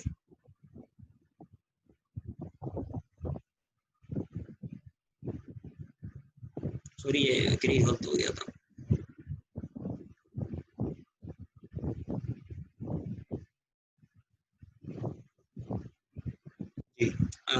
सिंप्लीफाई करेंगे हमारे पास एप्सिलॉन 1 2 ये आ जाएगी epsilon x plus epsilon y by 2 plus minus ये स्क्वायर रूट में epsilon x minus epsilon y by 2 whole square plus gamma xy by 2 whole square. ये प्रिंसिपल स्ट्रेन्स आ गई हैं। अगेन इसका प्रोसीजर क्या था, इक्वेशन स्ट्रेन वाली, derivative with respect to theta equal to 0, जो वैल्यू आई उसको अगेन उस इक्वेशन में पुट किया तो हमारे पास ये वैल्यूज आ गई। इस पर मैक्सिमम इन प्लेन शेयर के लिए, यानी शेयर का मैक्सिमम करना है तो शेयर की इक्वेशन ली, उसका डेरिवेटिव लिया थीटा के लिहाज से, तो 0 की वैल्यू पुट किया, फिर अगेन जो पॉइंट आ गया ये वाला, ये minus epsilon x minus epsilon y या xy में, इस पॉइंट की अगेन साइन और कॉस की वैल्यू निकाली और फिर इक्वेशन में दोबारा पुट करके हमारे पास जो इसकी आई वैल्यू वो ये आई है। और आप याद रखें ये वाली वैल्यू ना लाजमी आपके रेडियस के इक्वल आनी चाहिए, और सर्कल के केस में ये रेडियस होगा आपका लाजमी। तो ये वाली वैल्यूज आ गई, इसमें से गामा की वैल्यू निकालनी है तो याद रखिए कि ये हमेशा गामा बाई 2 होता है, तो 2 से यहाँ मल्टीप्लाई करेंगे आप, यानी ये वाला 2 यहाँ जाके मल्टीप्लाई होगा आखिर में सबसे न्यूमेरिकल सॉल्व करते हुए। तो यहाँ हमारे पास ये इसकी वैल्यूज आ गई। अब ये याद रखिए कि जहाँ शेयर मैक्सिमम होती है वहाँ नॉर्मल भी हो सकती है, और नॉर्मल की वैल्यू क्या होगी, average epsilon x plus epsilon y by 2। तो ये हमारे पास मैक्सिमम नॉर्मल जिसको प्रिंसिपल प्लेन कहते हैं, स्ट्रेन कहते हैं, वो हमने फाइंड कर ली, और हमने मैक्सिमम शेयर भी फाइंड कर ली। अच्छा ये फाइंड होगी, ये हमने की है एनालिटिकल मेथड से। अभी तक कोई क्वेश्चन हो आपका, आप काइंडली पूछें। ये मैं बल्कि किसी को हाईलाइट करता हूँ जो हमारे इधर हैं, ये अब्दुल मनान भी मुझे शो हो रहा है, ये जरा आपका क्वेश्चन है तो पूछिएगा अब्दुल मनान। नो सर कोई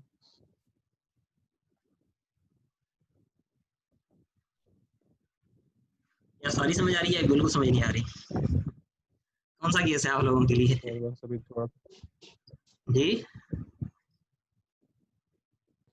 सर ये तकरीबन सेम है ना सारे सर, वो पिछले जो ट्रांसमिशन में हमने स्ट्रेस ट्रांसमिशन पढ़ी थी, तो इस वजह से ना सर कुछ मसला तो नहीं हो रहा, बस ये है कि उसके अंदर डिवीजन का नंबर नहीं था, मतलब 2 डिवाइड नहीं हो रहा था, अब यहाँ पे 2 डिवाइड हो रहा है, तो इस वजह से सेम लग रही है सर। सिर्फ गैमा के केस में हो रहा है। हाँ सर सिर्फ गैमा ये सर, बाकी सारा कुछ इसका सेम है सर। अच्छा ये आपकी असाइनमेंट है, देखिए असाइनमेंट आपकी शेयर के सॉरी स्ट्रेस के लिए भी है, और ये स्ट्रेन वाली असाइनमेंट आपकी ये असाइनमेंट है। इसमें मैंने इसको इस तरह बनाया है कि एक ही क्वेश्चन के अंदर जो मैंने ये पढ़ाया है ना इक्वेशन के through, part A sorry equation के थ्रू तीनों चीजें निकालनी है, यानी ओरिएंटेशन थीटा ये क्लॉकवाइज है तो -30 होगा, ये याद रखिएगा, प्रिंसिपल स्ट्रेन और maximum in plane shear strain, और ओरिएंटेशन यानी थीटा P1 P2 और थीटा S1 S2 ये सारी चीजें निकालनी है इसी एक प्रॉब्लम के लिए। ठीक है। और मैंने ये प्रॉब्लम मोहर सर्कल के केस में सेम रखा है, लेकिन उसको फिर करना मोहर सर्कल है। ठीक हो गया। तो इसके लिए ये इस प्रॉब्लम को मैंने सॉल्व किया है। यहाँ ये आपकी वैल्यूज हैं, असाइनमेंट इसे नेक्स्ट वाला क्वेश्चन है। तो ये वैल्यूज गिवन थी 500 माइनस 300 200 और थीटा माइनस 30 है। ये आपको फाइंड करने हैं इस ओरिएंटेशन। ये आपने वैसे फाइंड करने हैं जब ये वैल्यूज हों, और गैमा आपने फाइंड करना है जब ये वैल्यूज हों। इसके लिए अब हमने क्या किया, हमने ये किया कि वो इक्वेशन जो अभी निकाली हैं उसमें वैल्यूज पुट की, कैलकुलेटर घुमाया, ये आंसर आ गया। फिर 10.6 लगाई, gamma x prime y prime आ गया। एप्सिलॉन वाई प्राइम के लिए हमने क्या किया, इसी इक्वेशन के अंदर यही क्या पुट किया, थीटा प्लस 90 और वो क्या है 60। तो 60 जब हमने यहाँ पुट किया तो ये एप्सिलॉन वाई प्राइम बन गया। 60 पुट करना है एंगल, ये देखें ना, ये 60 तो आपके पास ये वैल्यूज आ गई। तो रिजल्ट जो है ना उनको हमने यहाँ ये लाजमी ड्रा करना है। कुछ स्टूडेंट्स ये ड्रा नहीं करते, तो ये लाजमी ड्रा करना है कि आपका ये कितनी रोटेट हुआ है। ये रोटेट होगी कोई आपकी जो वैल्यूज आई हैं उसके मुताबिक। ये तो मैंने जनरल डायग्राम की हुई है शो, लेकिन यहाँ आप जो ड्रा करेंगे यहाँ उसकी ज़्यादा वैल्यूज लिखेंगे जो आपने निकाली हैं, और उसके मुताबिक देखेंगे कि एक्स एक्सिस से ऊपर की तरफ जा रहा है, नीचे की तरफ जा रहा है, जो भी मतलब अपने एंगल्स निकालें उसके मुताबिक। ऑफ कोर्स ये वाला जो है ये नीचे जा रहा है -30 एक्स प्राइम के लिए है ना, तो वो यहाँ शो किया गया। तो कोरस्पॉन्डिंग ये वैल्यूज जो आई हैं ये भी आप इस पे शो करेंगे, ये लाजमी आप डायग्राम स्केच करेंगे। अच्छा, अब दूसरा केस है वो है और ये प्रिंसिपल स्ट्रेन्स के लिए। उसके लिए क्या है, ये हमने अभी निकाला था tan 2 थीटा p, इसमें वैल्यूज पुट किए तो हमारे पास ये एंगल्स आ गए, ये वाला। अच्छा, ये याद रखें कि अभी हमें ये नहीं पता कि इसमें से मैक्सिमा मिनिमा कौन सा होगा, कि इस पे मतलब यानी ये थीटा p1 यहाँ मैंने लिख दिया है, लेकिन लिखना नहीं चाहिए था मुझे। यहाँ सिर्फ थीटा p लिख के ये दो वैल्यूज होनी चाहिए थी। अब हमने फाइंड करना है थीटा p1 है कौन सा, यानी जहाँ इस कोरस्पॉन्डिंग एप्सिलॉन 1 आएगा। उसके लिए हम करेंगे क्या, वो यहाँ करेंगे इस जगह, ये वेरीफाई में। तो बहरहाल पहले प्रोसीजर कंप्लीट कर लूँ फिर वेरीफाई पे आता हूँ। हमने ये इक्वेशन लगाई, वैल्यूज पुट की, दो एंगल आ गए। हमने ये वाली इक्वेशन जो अभी प्रिंसिपल स्ट्रेन की निकाली थी वो अप्लाई की, यहाँ से हमारे पास दो वैल्यूज आ गई, एक प्लस की वजह से एक माइनस की वजह से। और ये आप देखें ये वाला 100 बन रहा था इसलिए 100 का, यानी दोनों के दरमियान 200 का सेंटर पॉइंट से ये 100 डिस्पर्स्ड डाटा। तो ये दो वैल्यूज आ गई, एक पॉजिटिव है दूसरी नेगेटिव है। अब हमने पहले ये देखना है कि स्केच करने से पहले हमने ये देखना है कि कहाँ वो होगा। उसमें पहले ये इक्वेशन हम अप्लाई करेंगे, ये वाली जो एप्सिलॉन की इक्वेशन है वो 10.5। इसमें हम ये करेंगे पहले ये वाला एक एंगल जो हमने निकाला है ना ये वाला, यानी 2 थीटा अगर पुट करेंगे तो 14 और थीटा p करेंगे तो 7। ये कोई एक एंगल हमने पुट कर दिया। उस एंगल पुट करके हमने देखा वैल्यूज क्या आ रही हैं। जब हमने ये एंगल पुट किया तो हमें पता चला ये वैल्यू आ रही थी 512 और 512 देखें तो ये क्या है एप्सिलॉन 1। तो इसका मतलब ये हुआ कि बाकी जो हमने एंगल पुट किया ये वाला 14.7 2 थीटा ये 1 होगा थीटा p। तो अब हम लिख सकते हैं theta p1 is this, verify हो गया। और इस पे लाजमी बात है इसकी ना, नेगेटिव वैल्यू है वो ये वाली होगी। इसको फिर यहाँ आप ड्रा भी करेंगे कि यहाँ से यहाँ तक ये +7 गया है, और ये वैल्यूज आप इस तरह शो कर लेंगे। डायग्राम जैसे मैंने शो किए एग्जैक्टली ऐसे ही शो होगी आपकी डायग्राम में, ये एग्जैक्ट मैंने बना दिया। Part C maximum in plane shear strain और उसकी ओरिएंटेशन, शेयर वाला formula tan 2 theta s = -ε x - ε y gamma x y। अच्छा स्टूडेंट्स, मुझे एक अहम पॉइंट याद आया।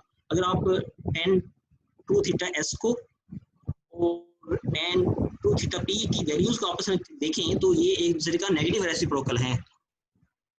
नेगेटिव रेसिप्रोकल का मतलब क्या होता है, ये आपने एफएससी के चैप्टर 4 में जहाँ वो 2 पॉइंट स्लोप मेथड और वो line of equation of line और वो आपने पढ़ा होगा, वहाँ आपको पता होगा कि नेगेटिव रेसिप्रोकल का मतलब ये होता है कि ये दोनों लाइनें आपस में 90 डिग्री पे हैं। यानी अगर मैं tan को स्लोप भी कहते हैं, स्लोप की टर्म में बात करूँ तो एक की अगर स्लोप इस तरह है तो दूसरे की स्लोप 90 डिग्री यानी इस तरह होगी। यानी एक की अगर सेकंड एंड फोर्थ में है इस तरह लाइन जा रही है, दूसरे की 1/3 कोऑर्डिनेट में जा रही होगी लाइन। नेगेटिव रेसिप्रोकल का मतलब ये है कि थीटा 2 थीटा s और 2 थीटा p इनके दरमियान एंगल अगर 90 है तो थीटा p और थीटा s के दरमियान एंगल 45 होगा। दूसरे अल्फाज में प्रिंसिपल प्लेन और मैक्सिमम शेयर प्लेन के दरमियान एंगल 45 होगा। ये एक अहम रिजल्ट है जो आपको याद होना चाहिए। ये मैं इस लेक्चर में बता रहा हूँ, आपको ये याद होना चाहिए। एक और अहम चीज़ वो जो मैं लेक्चर में मिस कर गया हूँ वो ये है कि ये जो आपकी वैल्यूज होती है ना, ये वाली, यानी epsilon x plus epsilon y, सिर्फ ये दो वैल्यू ये इक्वल होंगी epsilon x prime plus epsilon y prime के। यानी ये इन दोनों का सम, चाहे वो सिंपल वाला है, चाहे वो प्राइम वाला है, चाहे वो एप्सिलॉन 1 एप्सिलॉन 2, इनका सम इनवेरिएंट होता है, यानी सेम आंसर आना चाहिए। और ये वाली बात स्ट्रेस के केस में भी वैलिड है। ठीक है, अच्छा ये हमने यहाँ से रेसिप्रोकल की बात कर रहे थे। हाँ, ये एंगल लिया, एंगल की वैल्यूज पुट की, तो ये आपके पास दो एंगल आ गए। ये मैंने अभी यहाँ थीटा S1 S2 नहीं लिखा ताकि वेरीफाई करके फिर हम लिखें। मैक्सिमम ये हमने इक्वेशन अप्लाई की मैक्सिमम की वैल्यू निकालने के लिए। ये देखें आप, और से अगर देखें तो यहाँ जब ये बाई 2 है ये वाली वैल्यू, और इसको जब मैं इस 412 को मल्टीप्लाई करूँगा 2 से, तो ये गैमा की वैल्यू आई है। बस ये ख्याल रखना है कि 2 को यहाँ आखिर में मल्टीप्लाई करना है। इसको मल्टीप्लाई किया, ये वैल्यू आ गई। और हमें पता है जहाँ गैमा मैक्स होगा, शेयर स्ट्रेन मैक्सिमम होगी, वहाँ एप्सिलॉन की वैल्यू कुछ ना कुछ होगी, इसलिए वो हम निकालेंगे। वो होती है एप्सिलॉन एवरेज,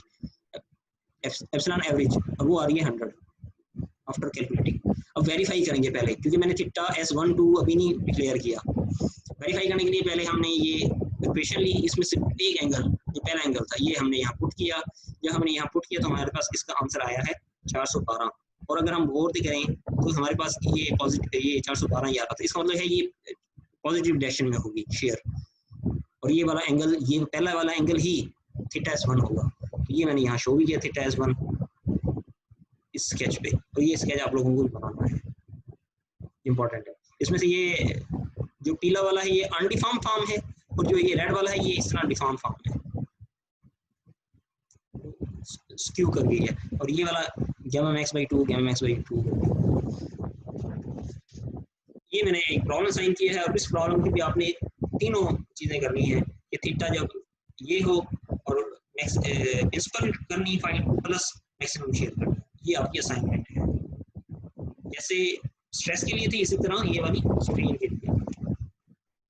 अब आते हैं जरा मोहर सर्कल पे, इसी के ये समझे आज का आखिरी टॉपिक है। ये वही इजी है और सारी वही बातें मैंने लिखी हुई हैं।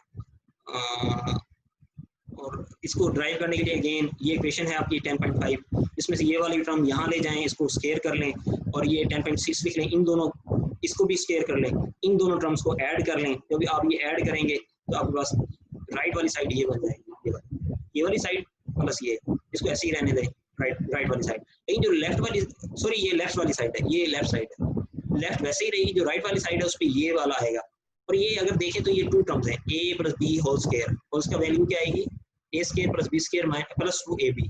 और ये वाली अगर देखें तो ये माइनस है, माइनस a प्लस बी, या a b माइनस a, और इसका आंसर आएगा a square plus b square minus 2ab। ये हमने यहाँ किया है। अगर और करें आप, ये वाला ये स्क्वायर प्लस 2 इंटू ये आ गया, और सेकंड वाले केस में ये वाला स्क्वायर माइनस जो है ना वो स्क्वायर की सूरत में प्लस हो जाएगा, ये वाला माइनस,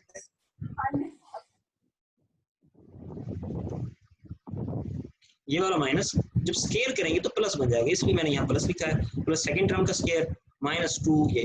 अब ये वाले जो माइनस 2ab आई हैं दोनों सूरतों में, ये आपस में कैंसिल आउट हो जाएंगे, ये रिमेनिंग रह जाएगा। इस रिमेनिंग में भी जरा और करें तो यहाँ ये वाली टर्म कॉमन आ रही है, और ये sine square theta plus cos square theta ये 1 बन रहा है, और इसमें भी ये आ रहा है गैमा, और ये 1 बन रहा है। तो ये वाली साइड जो बनेगी राइट वाली साइड, वो ये बन जाएगी gamma epsilon x minus epsilon y by 2 whole square plus gamma xy by 2 whole square. और इसको इक्वल जब r स्क्वायर के लिखा है तो ये स्क्वायर रूट बन जाएगा। तो आखिर में जो हमारी इक्वेशन बनी वो बनी epsilon x prime minus epsilon average square plus gamma x prime y prime by 2 whole square into r square. r क्या है वो अभी जैसे मैंने बताया कि ये होल टर्म थी, इसका स्क्वायर बनाने के लिए इसको स्क्वायर रूट कर देते हैं r। अब इस इक्वेशन को ये ले लें, ये इक्वेशन ये लेफ्ट साइड वाला, इसको जब हम यहाँ इसके लेफ्ट से कंपेयर करते हैं तो पता चलता है कि सेंटर के जो कोऑर्डिनेट होंगे वो होंगे HK, और उसमें से पहली टर्म में से h माइनस हो रहा है, तो यहाँ पहली टर्म ये है, इसमें से जो माइनस हो रहा है ये कोऑर्डिनेट, और दूसरी में से कोई माइनस नहीं हो रहा, इसलिए जो सेंटर के कोऑर्डिनेट बनेंगे वो ये बनेंगे c is equal to c epsilon x plus epsilon y by 2 comma 0, क्योंकि दूसरी टर्म जो है यानी ये वाली है, ये इसमें से कुछ माइनस नहीं होगा, और दूसरे अल्फाज में हम कह सकते हैं c is equal to epsilon average comma 0। ये आपके सेंटर के कोऑर्डिनेट है। जब आप मोहर सर्कल ड्रा करना चाहेंगे उसके लिए ज़रा ये है कि ये वाली एक्सिस एप्सिलॉन रखेंगे और ये वाली एक्सिस गामा बाई 2 रखेंगे, बस ये फ़र्क आएगा। बाकी इसको प्लॉट करेंगे, ये पॉइंट है आपके पास, यहाँ से आर्बिट्रेरी जब लेंगे तो थीटा प्लॉट करेंगे ये सारा कोई। और अगर आपका मोहर सर्कल पर डबल ऑफ एंगल आएगा जबकि एलिमेंट पे वो सिंगल एंगल होगा, और जो इस मोहर सर्कल पे जो भी पॉइंट्स होंगे वो आपको अननोन जो है पैरामीटर यानी epsilon x prime comma gamma x prime y prime को नोन बना देंगे आफ्टर मेजरमेंट। अच्छा, ये अब ज़रा डिटेल में हम डिस्कस करते हैं स्टेप बाय स्टेप। सबसे पहले क्या था, हमें ड्रा एलिमेंट करना है, वो ऑलरेडी नॉर्मली क्वेश्चन में गिवन होता है, थीटा भी गिवन होता है, ये गिवन एप्सिलॉन एक्स, ये प्राइम नहीं होंगे, विदाउट प्राइम होंगे, लेकिन विदाउट प्राइम वाली जो है उनकी वैल्यूज गिवन होती है। ये डायग्राम में उसने ये अननोन वाला शो किया है। सबसे पहले हम क्या करेंगे, मोहर सर्कल ड्रा करते हुए वाइट पेज या ग्राफ पेपर के ऊपर कोऑर्डिनेट एक्सिस ड्रा करेंगे जो कि एक दूसरे को इंटरसेक्ट कर रही होंगी एट ओरिजिन। ये वाली एक्सिस एप्सिलॉन, दूसरी वाली एक्सिस गामा बाई 2। फिर हम जो है ना सेंटर ड्रा करेंगे। सेंटर ड्रा करने के लिए ये हमें अभी पता चला है, ये अभी यहाँ हमने डिस्कस किया था कि सेंटर के कोऑर्डिनेट ये होंगे। जब सेंटर के कोऑर्डिनेट हमें पता है तो वहाँ से हम ये सेंटर के वैल्यूज निकालेंगे कि ये epsilon x epsilon y gamma x y given होंगे, थीटा भी गिवन होगा। तो ये ओरिजिन से इस डिस्टेंस पे हमने ये ड्रा कर लिया, सी पॉइंट ड्रा हो गया, उसके बाद ए पॉइंट ड्रा करेंगे, उसी तरह स्केल के मुताबिक ए पॉइंट ड्रा करेंगे। इसे नेक्स्ट स्टेप में इन दोनों को ज्वाइन कर देंगे, ज्वाइन कर दिया है तो ये रेडियस बन गया है। इस रेडियस को यानी कपास का एक एंड यहाँ रखें और सर्कल ड्रा कर दें, वो सर्कल ड्रा हो गया। अब ये सर्कल जहाँ, अच्छा ये सर्कल आ गया, इसके बाद आर्बिट्रेरी जो प्लेन थी एट एंगल थीटा वो ड्रा करने के लिए इस रेफरेंस एक्सिस से प्रोट्रैक्टर रख के 2 थीटा एंगल पे आप ड्रा करेंगे। इस लाइन को थ्रू आउट आप ड्रा करेंगे, यहाँ क्यू पे इंटरसेक्ट करेगा और दूसरी साइड पे वो एस को करेगा। क्यू के coordinate epsilon x prime comma gamma x prime y prime by 2 होंगे और एस के coordinate epsilon y prime comma minus gamma x prime y prime by 2 होंगे। यहाँ से आप मेजरमेंट लेके, यानी ये वाली मेजर क्या आएगी, यहाँ से लेके यहाँ तक एप्सिलॉन एक्स प्राइम, और ये वाली gamma x prime y prime by 2, और ये वाली ये मेजरमेंट ना फ्रॉम ओरिजिन टू हेयर होगी यहाँ तक। ये ओरिजिन से लेंगे हम, यहाँ से लेके यहाँ तक, ओरिजिन से यहाँ तक जो आएगी वैल्यू वो एप्सिलॉन वाई की हो जाएगी, और इस एक्सिस से यहाँ यानी ओरिजिन से इधर डाउनवर्ड जो होगी वो gamma x prime y prime होगी। तो ये वाली वैल्यूज आ गई, क्यू और एस अब दोनों हो जाएंगे, स्केल से मल्टीप्लाई करेंगे तो आपके पास इनकी वैल्यूज आ जाएंगी, और उसको फिर हमने यहाँ ड्रा कर देना है इस पे। ठीक है, ये क्या gamma x prime y prime और gamma x prime y prime, ये वाली हमने जिस एंगल पे रोटेट किया है उस पर रोटेट करके एलिमेंट पे शो कर देंगे, और सर्कल के बाद एलिमेंट पे भी शो करना है। ये था आर्बिट्रेरी एक्सिस के लिए। अगर प्रिंसिपल स्ट्रेन हो तो जब सर्कल ड्रा हुआ उसने हॉरिजॉन्टल एक्सिस को जहाँ इंटरसेक्ट किया वो है पॉइंट बी, और पॉइंट बी पे जो वैल्यू आएगी एप्सिलॉन 1 होगी क्योंकि ये हमेशा इस तरफ पॉजिटिव है, ये ज्यादा होगी, और ये वाली एप्सिलॉन 2 होगी क्योंकि ये कम वैल्यू होगी, मिनिमा होगी। तो ये वैल्यूज आप फाइंड कर सकते हैं। और एंगल कैसे निकलेगा, इस रेफरेंस एक्सिस से यहाँ तक एंगल थीटा P1 होगा, इस रेफरेंस एक्सिस से यहाँ तक एंगल थीटा P2 होगा। ये डबल आ रहे हैं मोहर सर्कल पे, सिंगल आएंगे एलिमेंट पे। मैक्सिमम शेयर के लिए हमने ये करना है, इस एक्सिस वर्टिकल एक्सिस से अलोंग एक पैरेलल एक्सिस ड्रा करनी है जो पॉइंट सी में से सेंटर में पास करे। अब ये वाली लाइन सर्कल को 2 पॉइंट पे इंटरसेक्ट करेगी, ई और एफ पे। ई पे जो वैल्यूज होंगी उसमें जो ये सेकंड वैल्यू होगी वो गामा मैक्स बाई 2 होगी। और ये अगर आप वैसे आप जानते हैं कि सर्कल का सेंटर से पेरीमीटर तक जो फासला होता है वो सेंटर से सर्कमफ्रेंस तक जो फासला होता है वो रेडियस होता है। इस रेडियस के इक्वल आएगी इसकी वैल्यू गामा मैक्स बाई 2। तो यहाँ से आप गामा मैक्स निकाल सकते हो, और इसका जो पैरा होगा वो एप्सिलॉन एवरेज होगा। जहाँ मैक्स गैमा मैक्स हो लाजिम नहीं वहाँ, गैमा जहाँ मैक्स हो लाजमी नहीं वहाँ एप्सिलॉन 0 हो, इसलिए यहाँ एप्सिलॉन की भी वैल्यू है। जबकि प्रिंसिपल स्ट्रेन के केस में जो ये वाली रो होती है इस लाइन पे, इस लाइन पे हमेशा गैमा 0 होता है। यानी जहाँ ये जो हमने निकाले एप्सिलॉन 1 2, तो इनके साथ ये वाला दूसरा कोऑर्डिनेट हमेशा 0 होगा। ये लाजिम है कि जब प्रिंसिपल स्ट्रेन पे शेयर स्ट्रेन 0 होगी, ये हमेशा होगी ऐसे ही। बाकी मैं बता चुका हूँ कि आपकी ये वाली प्लेन जो होती है मैक्सिमम शेयर की प्लेन और ये प्रिंसिपल प्लेन, इन दोनों के दरमियान एंगल जो है वो बहुत सर्कल पे 90 होगा, और आपस में वैसे जो है एलिमेंट के ऊपर देखें तो वो 45 होगा। तो अगर आपसे पूछा जाए कि इसके दरमियान एंगल कितना है प्रिंसिपल स्ट्रेन और यानी प्लेन ऑफ प्रिंसिपल स्ट्रेन और plane of maximum shear strain के दरमियान एंगल क्या होगा, तो आप कहेंगे 45 डिग्री। ये बहुत अच्छा एमसीक्यू बन सकता है, तो आप ये याद रखिएगा। मोर सर्कल के लिए एक प्रॉब्लम, ये वैल्यूज गिवन है हमारे पास एप्सिलॉन की, ये एप्सिलॉन वाई की और गैमा एक्स वाई की वैल्यूज गिवन है। अब हमने ये वही क्वेश्चन है जो मैंने इक्वेशन के थ्रू सॉल्व किया था, अब हम उसी क्वेश्चन को लेकिन मोर सर्कल से सॉल्व करेंगे। ये मैंने ये लिख भी दिया, solve problem using more circle. तो अब ये मैंडेटरी है मोर सर्कल से ही करना। इसके लिए हमने क्या किया, ये नॉन वैल्यूज थी, ये हमने निकालनी है, ये तीन चीज़ें, ये इस ओरिएंटेशन माइन थीटा पे और ये प्रिंसिपल प्लेन और ये मैक्सिमम शेयर प्लेन। इसके लिए हम क्या करेंगे, ये मैंने आपको लिए हैंड रिटन किया है, ये बड़ा आसान है। सबसे पहले हमने क्या किया, एक्सिस ड्रा कर लिया। ये एक्सिस ड्रा करते हुए ओरिजिन यहाँ रखना है, यहाँ रखना है, यहाँ रखना है। ये थोड़ा सा ना पहले कैलकुलेट मैंने कर लिया था माइंड में ना। मैंने देखा कि हमारे पास वैल्यूज जो आ रही हैं वो मैक्सिमम जो है वो 500 तक है। मैंने ये देखा कि अगर मैं स्केल रखूंगा, अभी मैंने यहाँ तो नहीं लिखा हुआ, लेकिन मैंने डिसाइड किया कि मैं स्केल ना अगर 1 सेंटीमीटर हाफ स्केल लिखता हूँ, यानी 50 मेगापास्कल पर लिखता हूँ, तो ये बनेगा 10। तो मेरे सेंटर से 10 तक मेरे पास गुंजाइश हो, तो मैंने ये मेजर कर लिया था पहले ही, फिर मैंने यहाँ सेंटर चूज किया। अगर ये फर्ज करो पेज से बाहर जा रहा होता तो मैं सेंटर ना थोड़ा सा इस तरफ कर देता, लेकिन ये भी ध्यान में रखना है कि एक साइड ये वैल्यू है तो दूसरी साइड भी वैल्यू ना पेज से बाहर ना जाए। ये सेंटर की लोकेशन ना इसलिए थोड़ा सा पहले फाइंड की। आप लोग जब प्रैक्टिस करेंगे, आप फर्ज करो यहाँ आपने ले लिया, जिस वक्त आप करने लगेंगे आपको बस एक पेज आया होगा, लेकिन फिर भी आप इसी नतीजे पहुंचेंगे जो मैं आपको पहले बता रहा हूँ। वो ये कोई ज़्यादा रॉकेट साइंस से मुश्किल चीज़ नहीं है।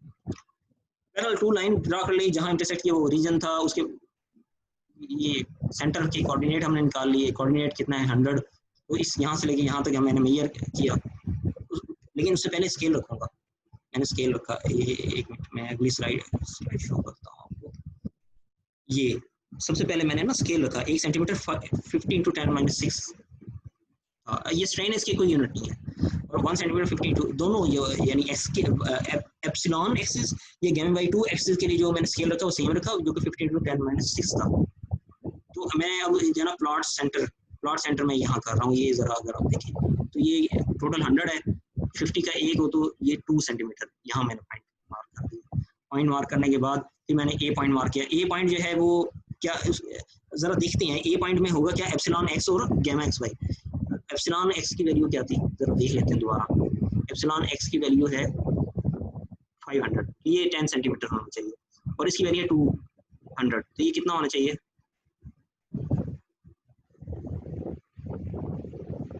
गैमा एक्स वाई ये होना चाहिए कितना। अब एक्सिस भी हाफ होगा, ये जहन में रखिएगा। तो एक्सिस हाफ होके ये क्या बन गया, यहाँ चाहे ये 400 था लेकिन उस पर 100 जाएगा।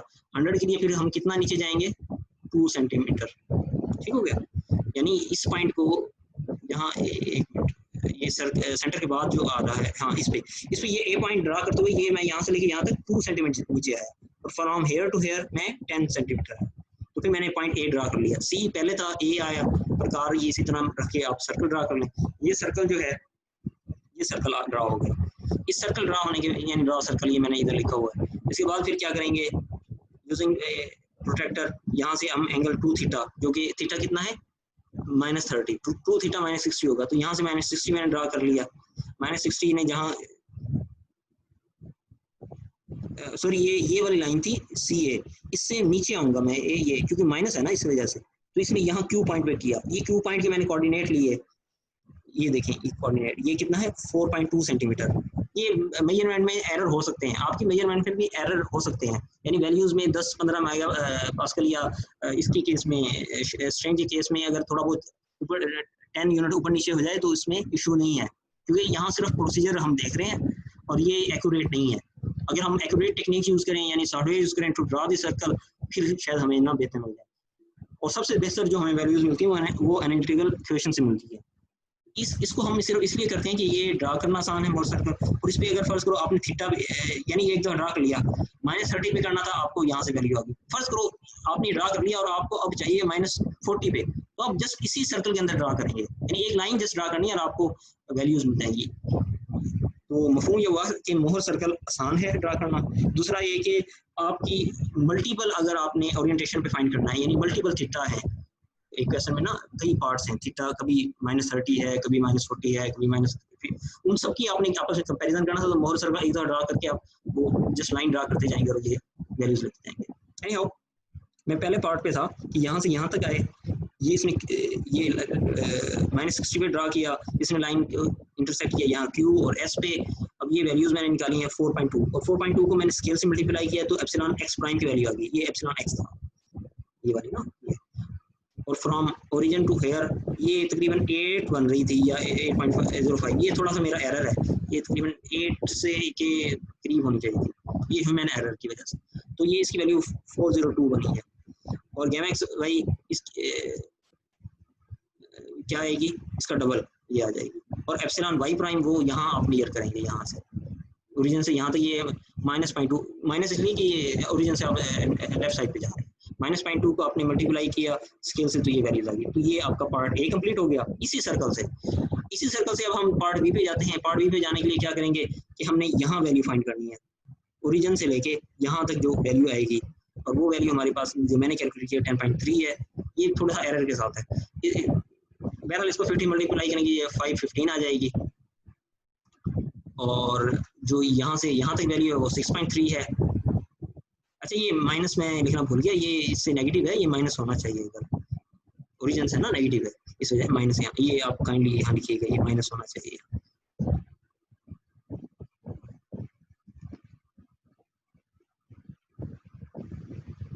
माइनस अच्छा यहाँ कोरस्पोंडिंग एंगल्स वो मैंने जरा आगे फाइंड किए थे, बहरहाल मैं बता देता हूँ। ये एंगल्स जब आप प्रोट्रैक्टर रख के फाइंड करेंगे तो 75 बना था, दूसरा 2, यानी इसके एप्सिलॉन 1 के लिए एंगल जो बना था वो 75, यानी ये यहाँ से लेके ये वाली आपकी रेफरेंस एक्सिस, सॉरी आपकी रेफरेंस एक्सिस ये है यहाँ, ये सॉरी मैंने ये थोड़ा गलत किया है, ये यहाँ से मेजर होना चाहिए था, यहाँ से मेजर होना। तो रेफरेंस एक्सिस से आप जब यहाँ मेजर करेंगे तो ये आपका बन जाएगा थीटा P1 और थीटा आगे जाएगा। इसी तरह थीटा S1 S2 आप निकाल सकते हैं कोरस्पोंडिंग एंगल्स।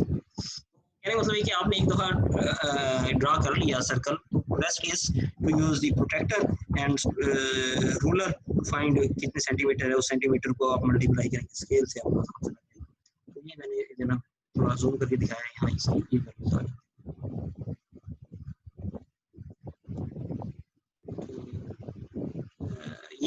ये प्रॉब्लम है, ये आपने सॉल्व करना है विद दिस। तो ये मेरी तरफ से लेक्चर जो है वो कंप्लीट होता है। इसमें आपकी अगर कोई क्वेश्चन है वो करिए, आप पूछें।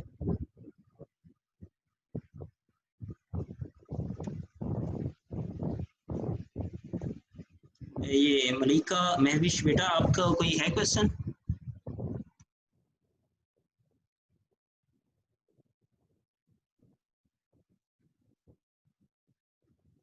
Any question?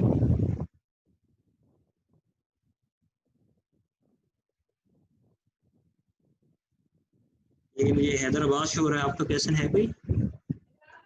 ये सर एक क्वेश्चन है कि आपने पहले जब सिग्मा 1 और सिग्मा 2 के बारे में बताया था, आपने उनका नहीं बताया था कि सिग्मा 1 लेना है या सिग्मा 2 लेना है, किस वैल्यू को लेना है। उसका आपने कहा था वो आप मर्जी से रख सकते हैं, थीटा P1। मैंने ये बताया था कि सॉल्व करते हुए मैंने तरतीब से केस में आपने बताया।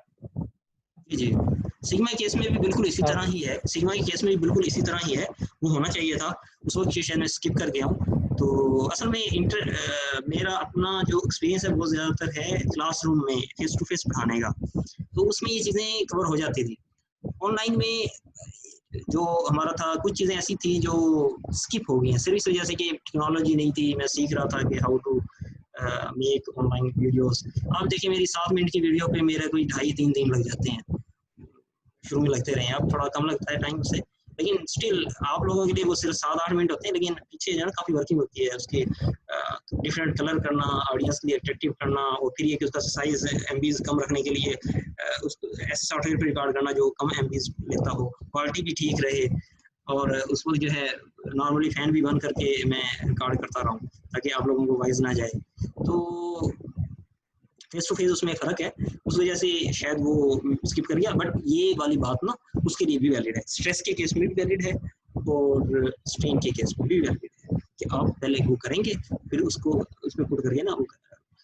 अच्छा, अगर आप आरसी हिटलर की एग्जांपल भी देखें ना, चाहे वो स्ट्रेस की या स्ट्रेन की, तो उसने एंगल निकालने के बाद ये नहीं कहा कि कौन सा एंगल क्या है, 1 कौन सा है, 2 कौन सा है, उसने पहले वेरीफाई किया है, वेरीफाई करके फिर उसने ये क्लेम किया है कि इसमें से थीटा P1 ये है, theta P2, right? Yes sir, okay.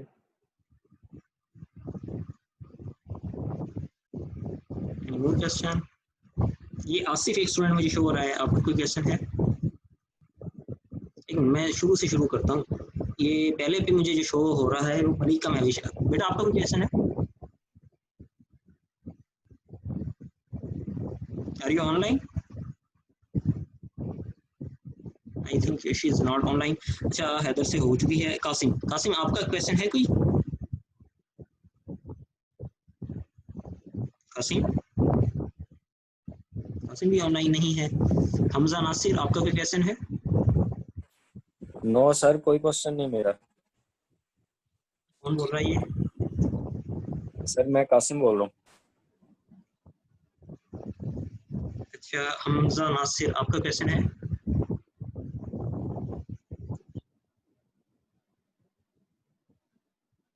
Nasir आपका कोई क्वेश्चन है? No sir. उसके बाद मोहम्मद आसिफ शो हो रहा है, आपका कोई क्वेश्चन है? No sir. मेहर हसन आपका सर अगर कोई क्वेश्चन हुआ तो शाम तक मैं आपसे कंसल्ट कर लूंगा। मैं ये सर परसेंट को भी वेरीफाई कर लो ना कि कौन ऑनलाइन है। उमेर बेटा आपका कोई क्वेश्चन है? ये आसिफ आपका आंसर है आसिफ का? Skipped. No sir, no sir. ये उमेर आपका कोई है? No sir. उमेर क्या चुका है? हारून आपका क्वेश्चन है? नो सर, कोई क्वेश्चन नहीं सर। ये मोहम्मद तलहा ये है नाम, ये आगे पूरा नाम हो नहीं रहा। यस सर, मोहम्मद तलहा था।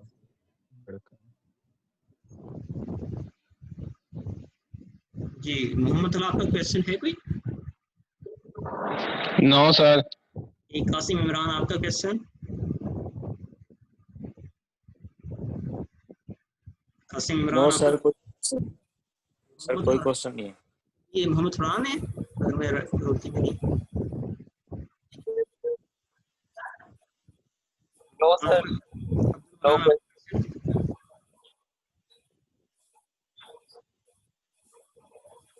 आपका क्वेश्चन? No sir. आपका क्वेश्चन?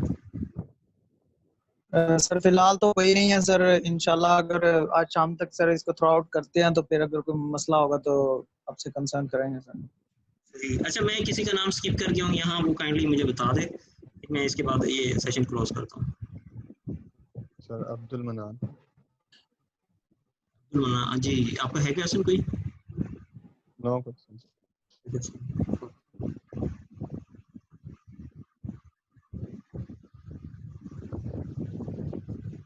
किसी को मैंने स्किप तो नहीं किया? कितने ऑनलाइन है सबको मैं एड्रेस कर चुका हूँ। सर एक्सक्यूज मी सर, ये आपने जो असाइनमेंट प्रॉब्लम दिए हुए हैं ये असाइनमेंट्स हैं या हमारी प्रैक्टिस के लिए? ये असाइनमेंट्स हैं, आपने मुझे सबमिट करानी है LMS पे। आई विल क्रिएट दी, जैसे ही आपका लैब का सेशन कंप्लीट हो चुके हैं, I think exam lab exam आपके यस सर, यस सर। तो मैं इंशाल्लाह आज ना ये जितनी भी क्वेश्चन बन रहे हैं मेरे ख्याल से 3 बन जाएंगे। एक लेक्चर 8 में से है, एक ये जो लेक्चर था मतलब 13 एनिगल डेरिवेशन के बाद एक क्वेश्चन था वो, और मोर सर्कल के बाद एक क्वेश्चन था। ये 3 असाइनमेंट बनती हैं, तो ये इंशाल्लाह मैं 3 असाइनमेंट जनरेट कर देता हूँ एलएमएस पे। आप इसको सबमिट करने के लिए आई थिंक 3 दिन बहुत है। सर और भी असाइनमेंट्स हैं, एक आपकी अकेले की नहीं आती सर, आज कंप्यूटर की असाइनमेंट्स आई हुई हैं और भी पड़ी हैं सर। लैब मैनुअल भी बनाना सर एमएम का भी, तो सर इतना बर्डन कैसे, मतलब कि अब समझ नहीं आती सर सारी। आप तो सर कह रहे हैं कि ना एक 10 मिनट की वीडियो, सर आप कह रहे हैं 10 मिनट की वीडियो बनाने में बहुत स्ट्रगल हो रही है सर। ये देख लें कि रात रात बैठ के भी असाइनमेंटें बनाने पड़ रही हैं। हमारे लिए भी सर काफी डिफिकल्ट है कि हमें भी ऑनलाइन पढ़ने में सर काफी मसला हो रहा है। ये सेशन मैंने इसीलिए रखा था, मैंने कोशिश की है, आपको पता है नॉर्मली मैं इंग्लिश में पढ़ाता हूँ, और मैंने इस सेशन को थ्रू आउट उर्दू में रखा है। उसे इसलिए रखा है कि आप लोगों के कम्युनिकेशन जो है ना वो आसान हो। जो यूनिवर्सिटी की रिक्वायरमेंट है वो मैं यूट्यूब पे पूरी कर चुका हूँ, वहाँ मैंने टोटल इंग्लिश में लेक्चर दिए हैं जो कि हमारी यूनिवर्सिटी के रूल्स एंड रेगुलेशन के मुताबिक है। तो ये मैंने सेशन इसीलिए रखा था कि आप लोग इसको अवेल कर सकें, और अगर किसी का कोई क्वेश्चन है तो वो कैसे उससे पूछ सके। तो जहाँ तक वैसे आपको कोई आइडिया है कि ये यूनिवर्सिटी कब खुल रही है? मुझे कोई आइडिया नहीं है, मेरे पास कोई ऐसा ऑफिशियल नोटिस या वो नहीं आया। तो आपको पता है आज के नोटिस बाद में आते हैं, न्यूज़ पहले आ जाती हैं, तो वो न्यूज़ भी ऑथेंटिक नहीं होती। तो एज ए टीचर मैं आपको नहीं कह सकता कि ऐसा कुछ है, वैसे मेरे नॉलेज में भी नहीं है कोई ऐसी बात। अगर कुछ होगा तो ऑफ कोर्स हम जो है अपनी रियासत की जो फैसले हैं उसको तस्लीम करेंगे, उसके मुताबिक चलेंगे पाकिस्तान के फैसलों को। जी सर एक्सक्यूज मी सर, आपको कोई आइडिया कि फाइनल कब तक हो रहा है? सर फाइनल कब तक हो रहा है सर? 15 तारीख, 15 तक है इस सर। ये जो स्टार्ट हुआ रहा है किस्मत की 15 को। जी जी ओके सर। सर ये भी ऑनलाइन होगा? बेटा मैं कुछ नहीं कह सकता, जो यूनिवर्सिटी की उसको पॉलिसी। सर मैंने तो दिल बना लिया है सर, मैंने दिल बना लिया 5वां सेमेस्टर पे घर पढ़ना है। सही सर अभी तो पेपर दे के फारिग हुए हैं, अभी फिर दोबारा। बेटा देखिए कुछ चीज़ें ऐसी हैं जो मेरे कंट्रोल में नहीं है। यूनिवर्सिटी की हायर अथॉरिटी की जो मेन है उस पर मैं कोई गुफ्तगू नहीं कर सकता। मैंने कोशिश की वो तो नहीं आपको कह रहे सर। बेटा मेरे ऊपर बड़ा बर्डन है इस चीज़ का कि मैंने तमाम चीज़ें जो है वो कंप्लीट करनी है। आप लोगों के असाइनमेंट को ऑनलाइन चेक करना एक बहुत मुश्किल का टास्क है। वैसे पेपर जो आते थे वो चेक करने के लिए 1-2 दिन में मतलब अपना थोड़ी नींद वगैरह कुर्बान करके हो जाते थे, बट ऑनलाइन में बहुत मुश्किल हो गया है। सर सही बात है, टीचर पे बड़ा बर्डन है, लेकिन हम भी आपके साथ कोऑपरेट करेंगे इंशाल्लाह।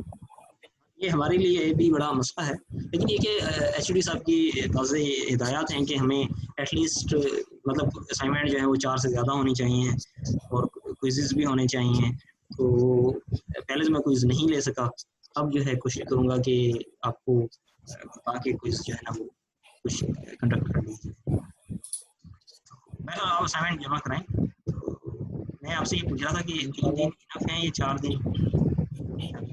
4 दिन कर लें सर। सर 4 दिन कर लें। एमएम का लैब मैनुअल भी जमा करवाना सर हमने, तो मंडे की नाइट 12 बजे तक टाइम होगा, ठीक है? तीनों असाइनमेंट का। Okay sir. मंडे ठीक है सर। ठीक है सर। ये जहाँ तक है हमारा ये क्या कहते हैं फाइनल से पहले हम कोशिश करेंगे कि जो हमारी अहम टॉपिक्स हैं उनको इसी तरह कर लें। अगर आपको ज़रूरत पड़े लेक्चर देख के मुझे बताइएगा, अगर आपको ज़रूरत पड़े तो 4-5 लेक्चर को इकट्ठा, जैसे मैंने आज कोई 6 लेक्चर जो है ना ये 1.5 घंटे में कवर कर लिए। उसकी वजह क्या थी कि चीज़ें जो है वो आप लोगों ने भी देखी हुई थी पहले, मैंने भी पहले की, तो इसको सिर्फ हमने इंटरेक्टिव वे में रखा था और कोशिश की थी कि उर्दू में स्पीडी मोड में ना कंप्लीट कर दें। तो हम 1.5 घंटे में ये 5-6 लेक्चर जो है ना कवर कर। इस तरह हम कोशिश करेंगे कि बाकी भी 3-4 लेक्चर जब आपको ज़रूरत पड़े आप मुझे बताइएगा, हम जूम पे सेशन रख लेंगे। अगर ज़रूरत ना पड़े तो रखेंगे। ये आप लोगों की डिमांड के मुताबिक। जी सर जो हमने मिड में कवर कर लिया है 7 लेक्चर हो गए, वो अब फाइनल में इंक्लूड होंगे? लेक्चर भी फाइनल में इंक्लूड नहीं होगा। चलो। और ये स्ट्रेस सर वाला कितने लेक्चर होंगे मैक्सिमम? सर कितने लेक्चर होंगे मैक्सिमम? 8 होंगे भाई सर ने कहा। जो रिमेनिंग है ना उसमें तकरीबन टॉपिक के लिहाज से देखें तो 8 बनते हैं, लेकिन उसको मैं 2 पार्ट में स्प्लिट कर लूँगा। जैसे अभी भी आपने देखा हो मैंने ऐसे किया कि स्ट्रेन के केस में पहले या स्ट्रेस के केस में पहले सिर्फ और सिर्फ जो है ना एक इक्वेशन निकाली, फिर वो वीडियो ख़त्म कर दी, फिर दूसरी निकाली। वो देखा जाए 2-3 लेक्चर का एक लेक्चर है, यानी 7-8 मिनट की एक वीडियो, 11 मिनट की, इस तरह 2-3 बना के वो फिर एक लेक्चर था। तो इसी तरह आप 2 पार्ट में करेंगे। एक में जो है वो आपका प्रोसीजर हो जाएगा, दूसरे में एग्जांपल सॉल्व, फिर प्रोसीजर एग्जांपल सॉल्व। और हमारे पास मेन जो टॉपिक है सर एक बात पूछनी थी।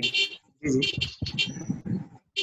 सर अगर यूनिवर्सिटीज ओपन हो जाती हैं तो तब भी हमारा 15 जुलाई को होगा फाइनल, या बस ये ऑनलाइन का है कि अगर नहीं होती तब तो कोई चांस है कि मतलब अगर यूनिवर्सिटीज ऑन हो जाए तो चेंज हो जाए? असल में हमारे एचओडी साहब की छुट्टी पे जाने से पहले कोई एक मीटिंग थी, उन्होंने ये डिसाइड किया था कि वो करना है। जी जी।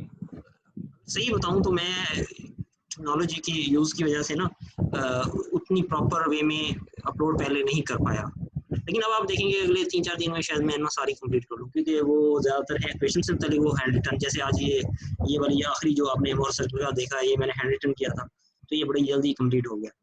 तो जस्ट उसको आपने स्कैन करके अपलोड करना है, तो वो बड़ा आसान हो जाता है। तो आगे लेक्चर की नोयत इस तरह है कि वो स्लाइड्स जो हैं वो ज़्यादातर इस तरह हैंड रिटन होगी, तो वो होपफुली जल्दी हो जाएंगे, लेकिन उस पर डिस्कशन चाहिए। मैं जो समझता हूँ जैसे अब आगे हमारा टॉपिक जो है ना, 5 तरह के मेथड हैं स्लोप और डिफ्लेक्शन ऑफ बीम फाइंड करने के। स्लोप और डिफ्लेक्शन ऑफ बीम फाइंड करने के उसमें से मिकॉलिस मेथड बहुत अहम है, कास्टिग्लियानोस थ्योरम आसान है लेकिन अहम है। इसी तरह विचुअल वर्क मेथड वो भी अहम है। बाकी थोड़े से और लेकिन ज़्यादा अहम नहीं है, लेकिन आपको थोड़ा नो हाउ होना चाहिए। उसमें एरिया मूवमेंट मेथड है और सुपरपोजिशन मेथड है। तो इन सबको मैं क्लास में कराते हुए तो बड़े हाई लेवल पे क्वेश्चन देता था और कराता, लेकिन अब मुझे थोड़ा आइडिया है कि ऑनलाइन होना है, मैं कोशिश करूँगा उसकी इंटेंसिटी जो है वो थोड़ी आसान रखी जाए, यानी न्यूमेरिकल आपको जो एग्जाम में दिए जाए वो भी थोड़े आसान हों। वैसे मुश्किल भी हो सकते हैं, क्योंकि मैंने फील किया है कि मैं अपनी तरफ से आसान बनाता हूँ पेपर, लेकिन वो एट द एंड जो है मुश्किल हो जाता है।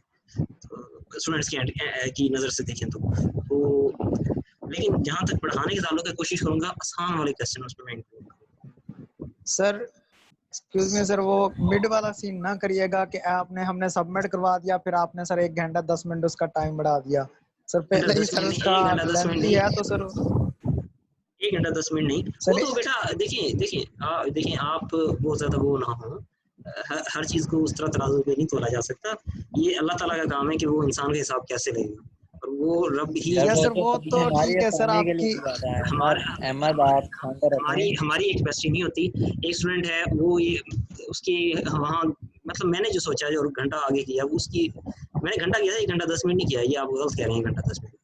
अच्छा सर मेरा 1 घंटा 10 मिनट शो हो रहा था, आपका गलत शो हो रहा था। मैंने ये सर इस वजह से नहीं आपका गलत शो अल्लाह में से गलत है सर ने इसलिए मैंने शुरू में टाइम दिया था 2 घंटे 10 मिनट, 1 घंटा बढ़ा के 3 घंटे 10 मिनट हो गया था, और वो मैंने सिर्फ इस सोच पे किया कि सॉल्व जिसने करना था वो तो हो चुका है। एक चीज अब ये होता है कि कुछ जगहों पे बिजली ना घंटे बाद आती है, इस वजह से मैंने और किया, बट अदरवाइज 2-3 मिनट से ज्यादा, यानी ज्यादा करें तो 10 मिनट वो होना चाहिए था सबमिशन के लिए, जो मैं समझता हूं। सर हमारे भी सर लाइव का मसला हो रहा था तो इस वजह से वाईसी ऑन नहीं हो रही, अगर कहीं डीएसएल लगा या कोई मतलब उसका वो नहीं है, तो ये चीज कंसीडर करते हुए, लेकिन फाइनल में ऐसा नहीं होगा। यस सर, ये सिर्फ आपका नो हाउ शायद नहीं थी, फाइनल में जो है ना आपका टाइम जो है ना वो इवन 2 घंटे 10 मिनट भी नहीं, जितना कहा होगा ना उतना ही दूंगा, और अगर किसी का इशू होगा सिर्फ 2 मिनट के लिए ओपन करूंगा। सर एक आखिरी रिक्वेस्ट थी इंशाल्लाह। जी पूछें क्वेश्चन, हमजा आप पूछना चाह रहे हैं? सर ये बस पेपर आसान बनाइएगा, इस दफा मुश्किल था ऑनलाइन और मुश्किल था। अच्छा उमैर आप कुछ कहना चाह रहे हैं? आपकी वॉइस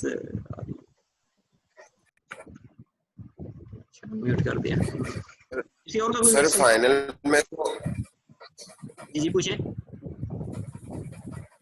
सर जी सर जी फाइनल में तो 5 क्वेश्चन होंगे तो टाइम ज्यादा नहीं होना चाहिए, 2 घंटे 10 मिनट ही होंगे। नहीं, वो जो हमारा डिपार्टमेंट डिसाइड करेगा ना। देखिए टाइम के हवाले से हमारी जो यूनिवर्सिटी लेवल पे या एक डिपार्टमेंट लेवल पे जो पॉलिसी हुई उसको फॉलो करेंगे, ज़ाती तौर पे नहीं है।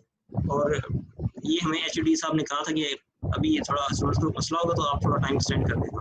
तो उसमें एक्सटेंड करने में मेरी अपनी परसेप्शन ये थी कि किसी की लाइट गई है या इस वजह से हुआ तो मैंने एक घंटा एक्सटेंड किया। अदरवाइज इस दफ़ा जो है वो टाइम के मुताबिक होगा और उम्मीद है कि आप उस टाइम के अंदर अंदर सबमिट करें।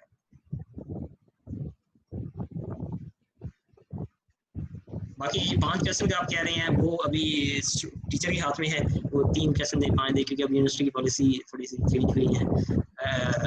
तो शायद आपने फाइनल दिया हो इसका MM1 का, उसमें मेरा ख्याल है 5 क्वेश्चन नहीं थे, 4 क्वेश्चन थे।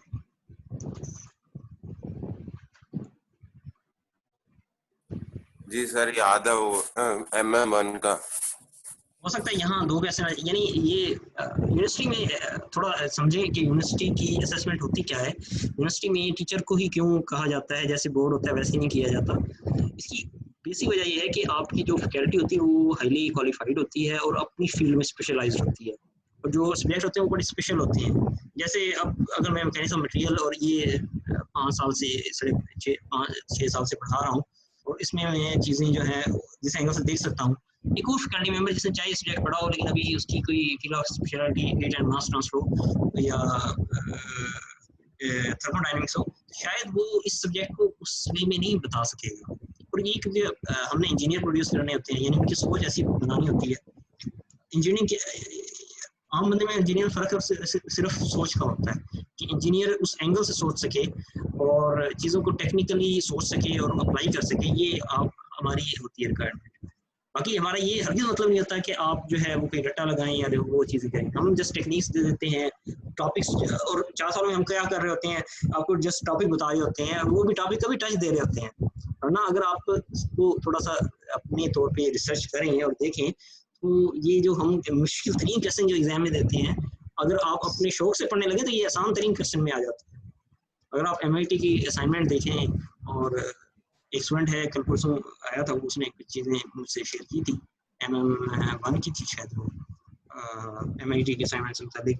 तो कहने का मतलब ये कि अगर आप शौक से जब आते हैं, वो था आपका सीनियर था, तो अगर आप शौक से करने लगे तो ये वाली चीज़ें ना बड़ी आसान है, ये बड़ी आसान है। तो कहने का मतलब ये है कि हम सिर्फ और सिर्फ आपकी सोच को इंजीनियरिंग अप्रोच बनाती है, और हमारा ये हरगिज़ मतलब नहीं होता कि आपको कोई रट्टा लगाया जाए या आप जो है चीज़ों को, हमारा ये पर्पज़ होता है कि आप इंडिपेंडेंटली भी, अगर आपको इंडस्ट्री में जॉब करें कहीं कर रहे हैं तो आप डाटा कलेक्ट करके उसको साफ इंजीनियरिंग में कर सकें, और उसी चीज़ का आपको पे किया जाएगा। अगर उनका इंडस्ट्री का सॉफ्टवेयर ही काम कर लेगा तो फिर वो ऑफकोर्स वो जॉब ही क्रिएट नहीं करेंगे। जॉब आपकी उस वक्त क्रिएट होगी जिस वक्त उनको बंदा ही चाहिए काम करने के लिए। वो जो रिक्वायरमेंट है वो हम चाहते हैं। बाकी ये कि स्टिल हम जानते हैं कि हमारा यूनिवर्सिटीज़ का लेवल जो है वो थोड़ा पहले से डाउन जा रहा है। मुझे याद है मैं जो 2014-15 के सेशन में क्वेश्चन पेपर बनाता रहा हूँ, उससे मैंने कोई 1/4 हिस्सा मुश्किल बना रहा हूँ। तो पढ़ाना भी है 1/4 जो है ना, पढ़ाने में थोड़ी इम्प्रूवमेंट भी आई है, एक्सपीरियंस आया है, टेक्नोलॉजी का यूज़ है।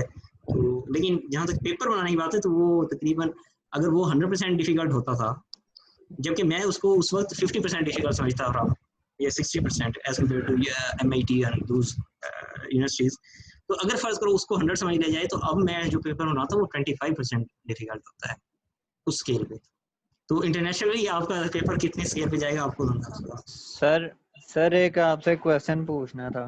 जी जी जी पूछें।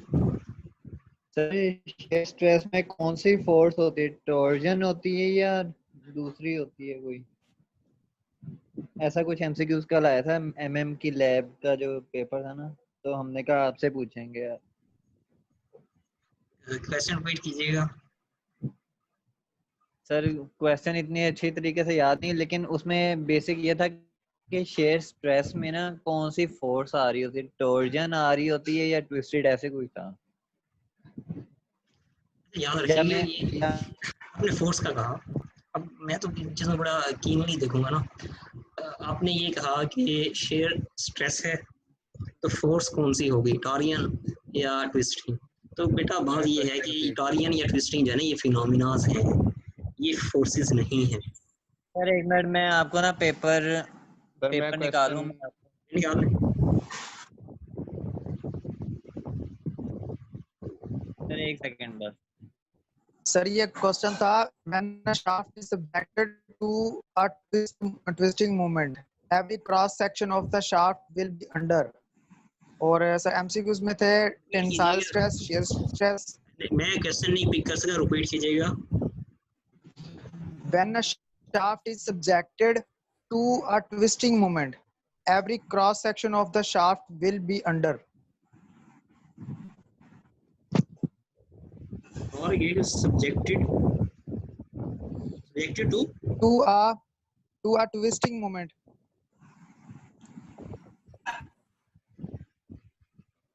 Every cross section of the shaft will be under.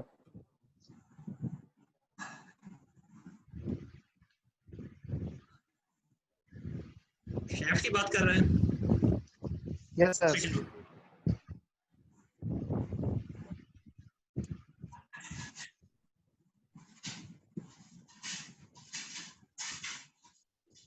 बेटा ये आप कह रहे हैं torque subjected to a twisting moment, ये आप कह रहे हैं? Yes sir.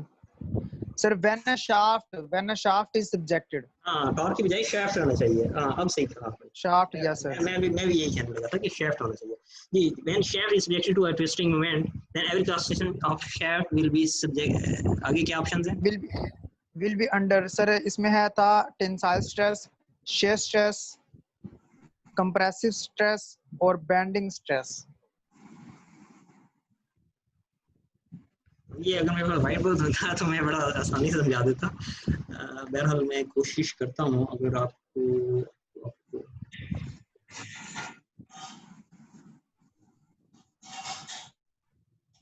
ये जरा स्क्रीन पे ये किसी ने लगाया, ये तो जरा क्लियर करें। क्रॉस लगाया हुआ किसी ने स्क्रीन पे, मैं स्क्रीन पे थोड़ा करना चाह रहा हूँ वर्क। यार इसको खत्म करो भाई, क्या कर रहे हो? ये कौन है?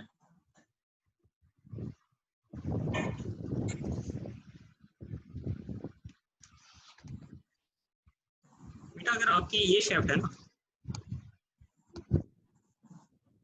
It is subjected to twisting moment. Twisting moment की वजह से होगा ये कि इसके ये जो पॉइंट्स है ना, अच्छा ये जो मैं इधर कर रहा हूँ, ये ना इस तरह वो करेगी, जैसे टॉवल नहीं होता और आप टॉवल को इस तरह ट्विस्ट करते हैं, तो क्या होता है हर जो मतलब एक सेक्शन लें तो उस पर क्या आएगा, शेयर स्ट्रेन प्रोड्यूस होगी है ना, वो ट्विस्ट कर गया होगा। ठीक हो गया।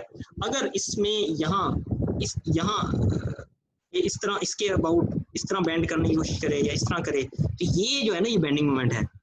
ठीक है ना, ये कहने का मतलब ये कि आपकी शाफ्ट जो है वो इस यानी ये वाली अगर एक्सिस एक्स एक्सिस है, एक्स एक्सिस के अबाउट रोटेट कर रहा है, तो ये है ट्विस्टिंग मोमेंट। ठीक है ना, और इसकी वजह से जो आएगी वो ये डिफरेंट क्रॉस सेक्शन है, ये वाले जो मैं लाइन ड्रा कर रहा हूँ, हर लाइन जो है उस पर शेयर स्ट्रेन आएगी।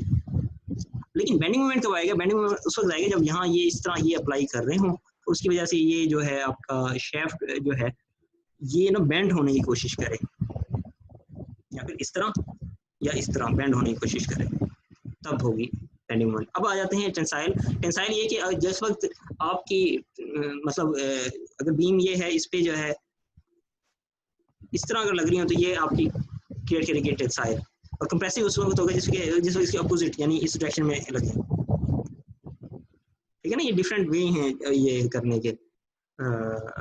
तो आपका जो क्वेश्चन है ये तो बड़ा आसान सा, ट्विस्टिंग जो है वो शेयर स्ट्रेन पैदा करेगी, जो मैं समझता हूँ। बाकी हो सकता है ये एक्सपेरिमेंटल या ऑपरेटर्स ओरिएंटेड स्पेसिफिक क्वेश्चन हो, उसमें वो बेहतर जानते हैं लैब इंजीनियर, उनका जो फैसला होगा वो नहीं होगा। लेकिन जो मेरी अंडरस्टैंडिंग अभी आपकी बात सुन के और सिचुएशन जो मैं जिस तरह समझ रहा हूँ, उसमें मैंने आपको ड्रा कर दिया कि दिस विल बी। ठीक हो गया? एनी क्वेश्चन और? Okay sir.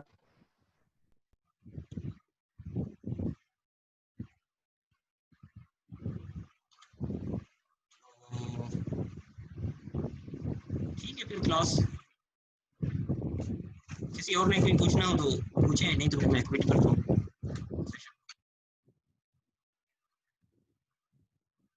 अल्लाह हाफिज़ सर। ठीक है जी, अल्लाह हाफिज़, अपना ख्याल रखिएगा, दुआ में याद रखिएगा।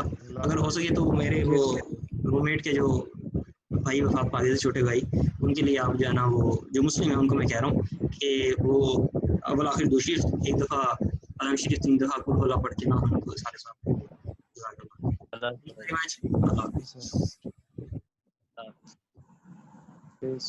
सर।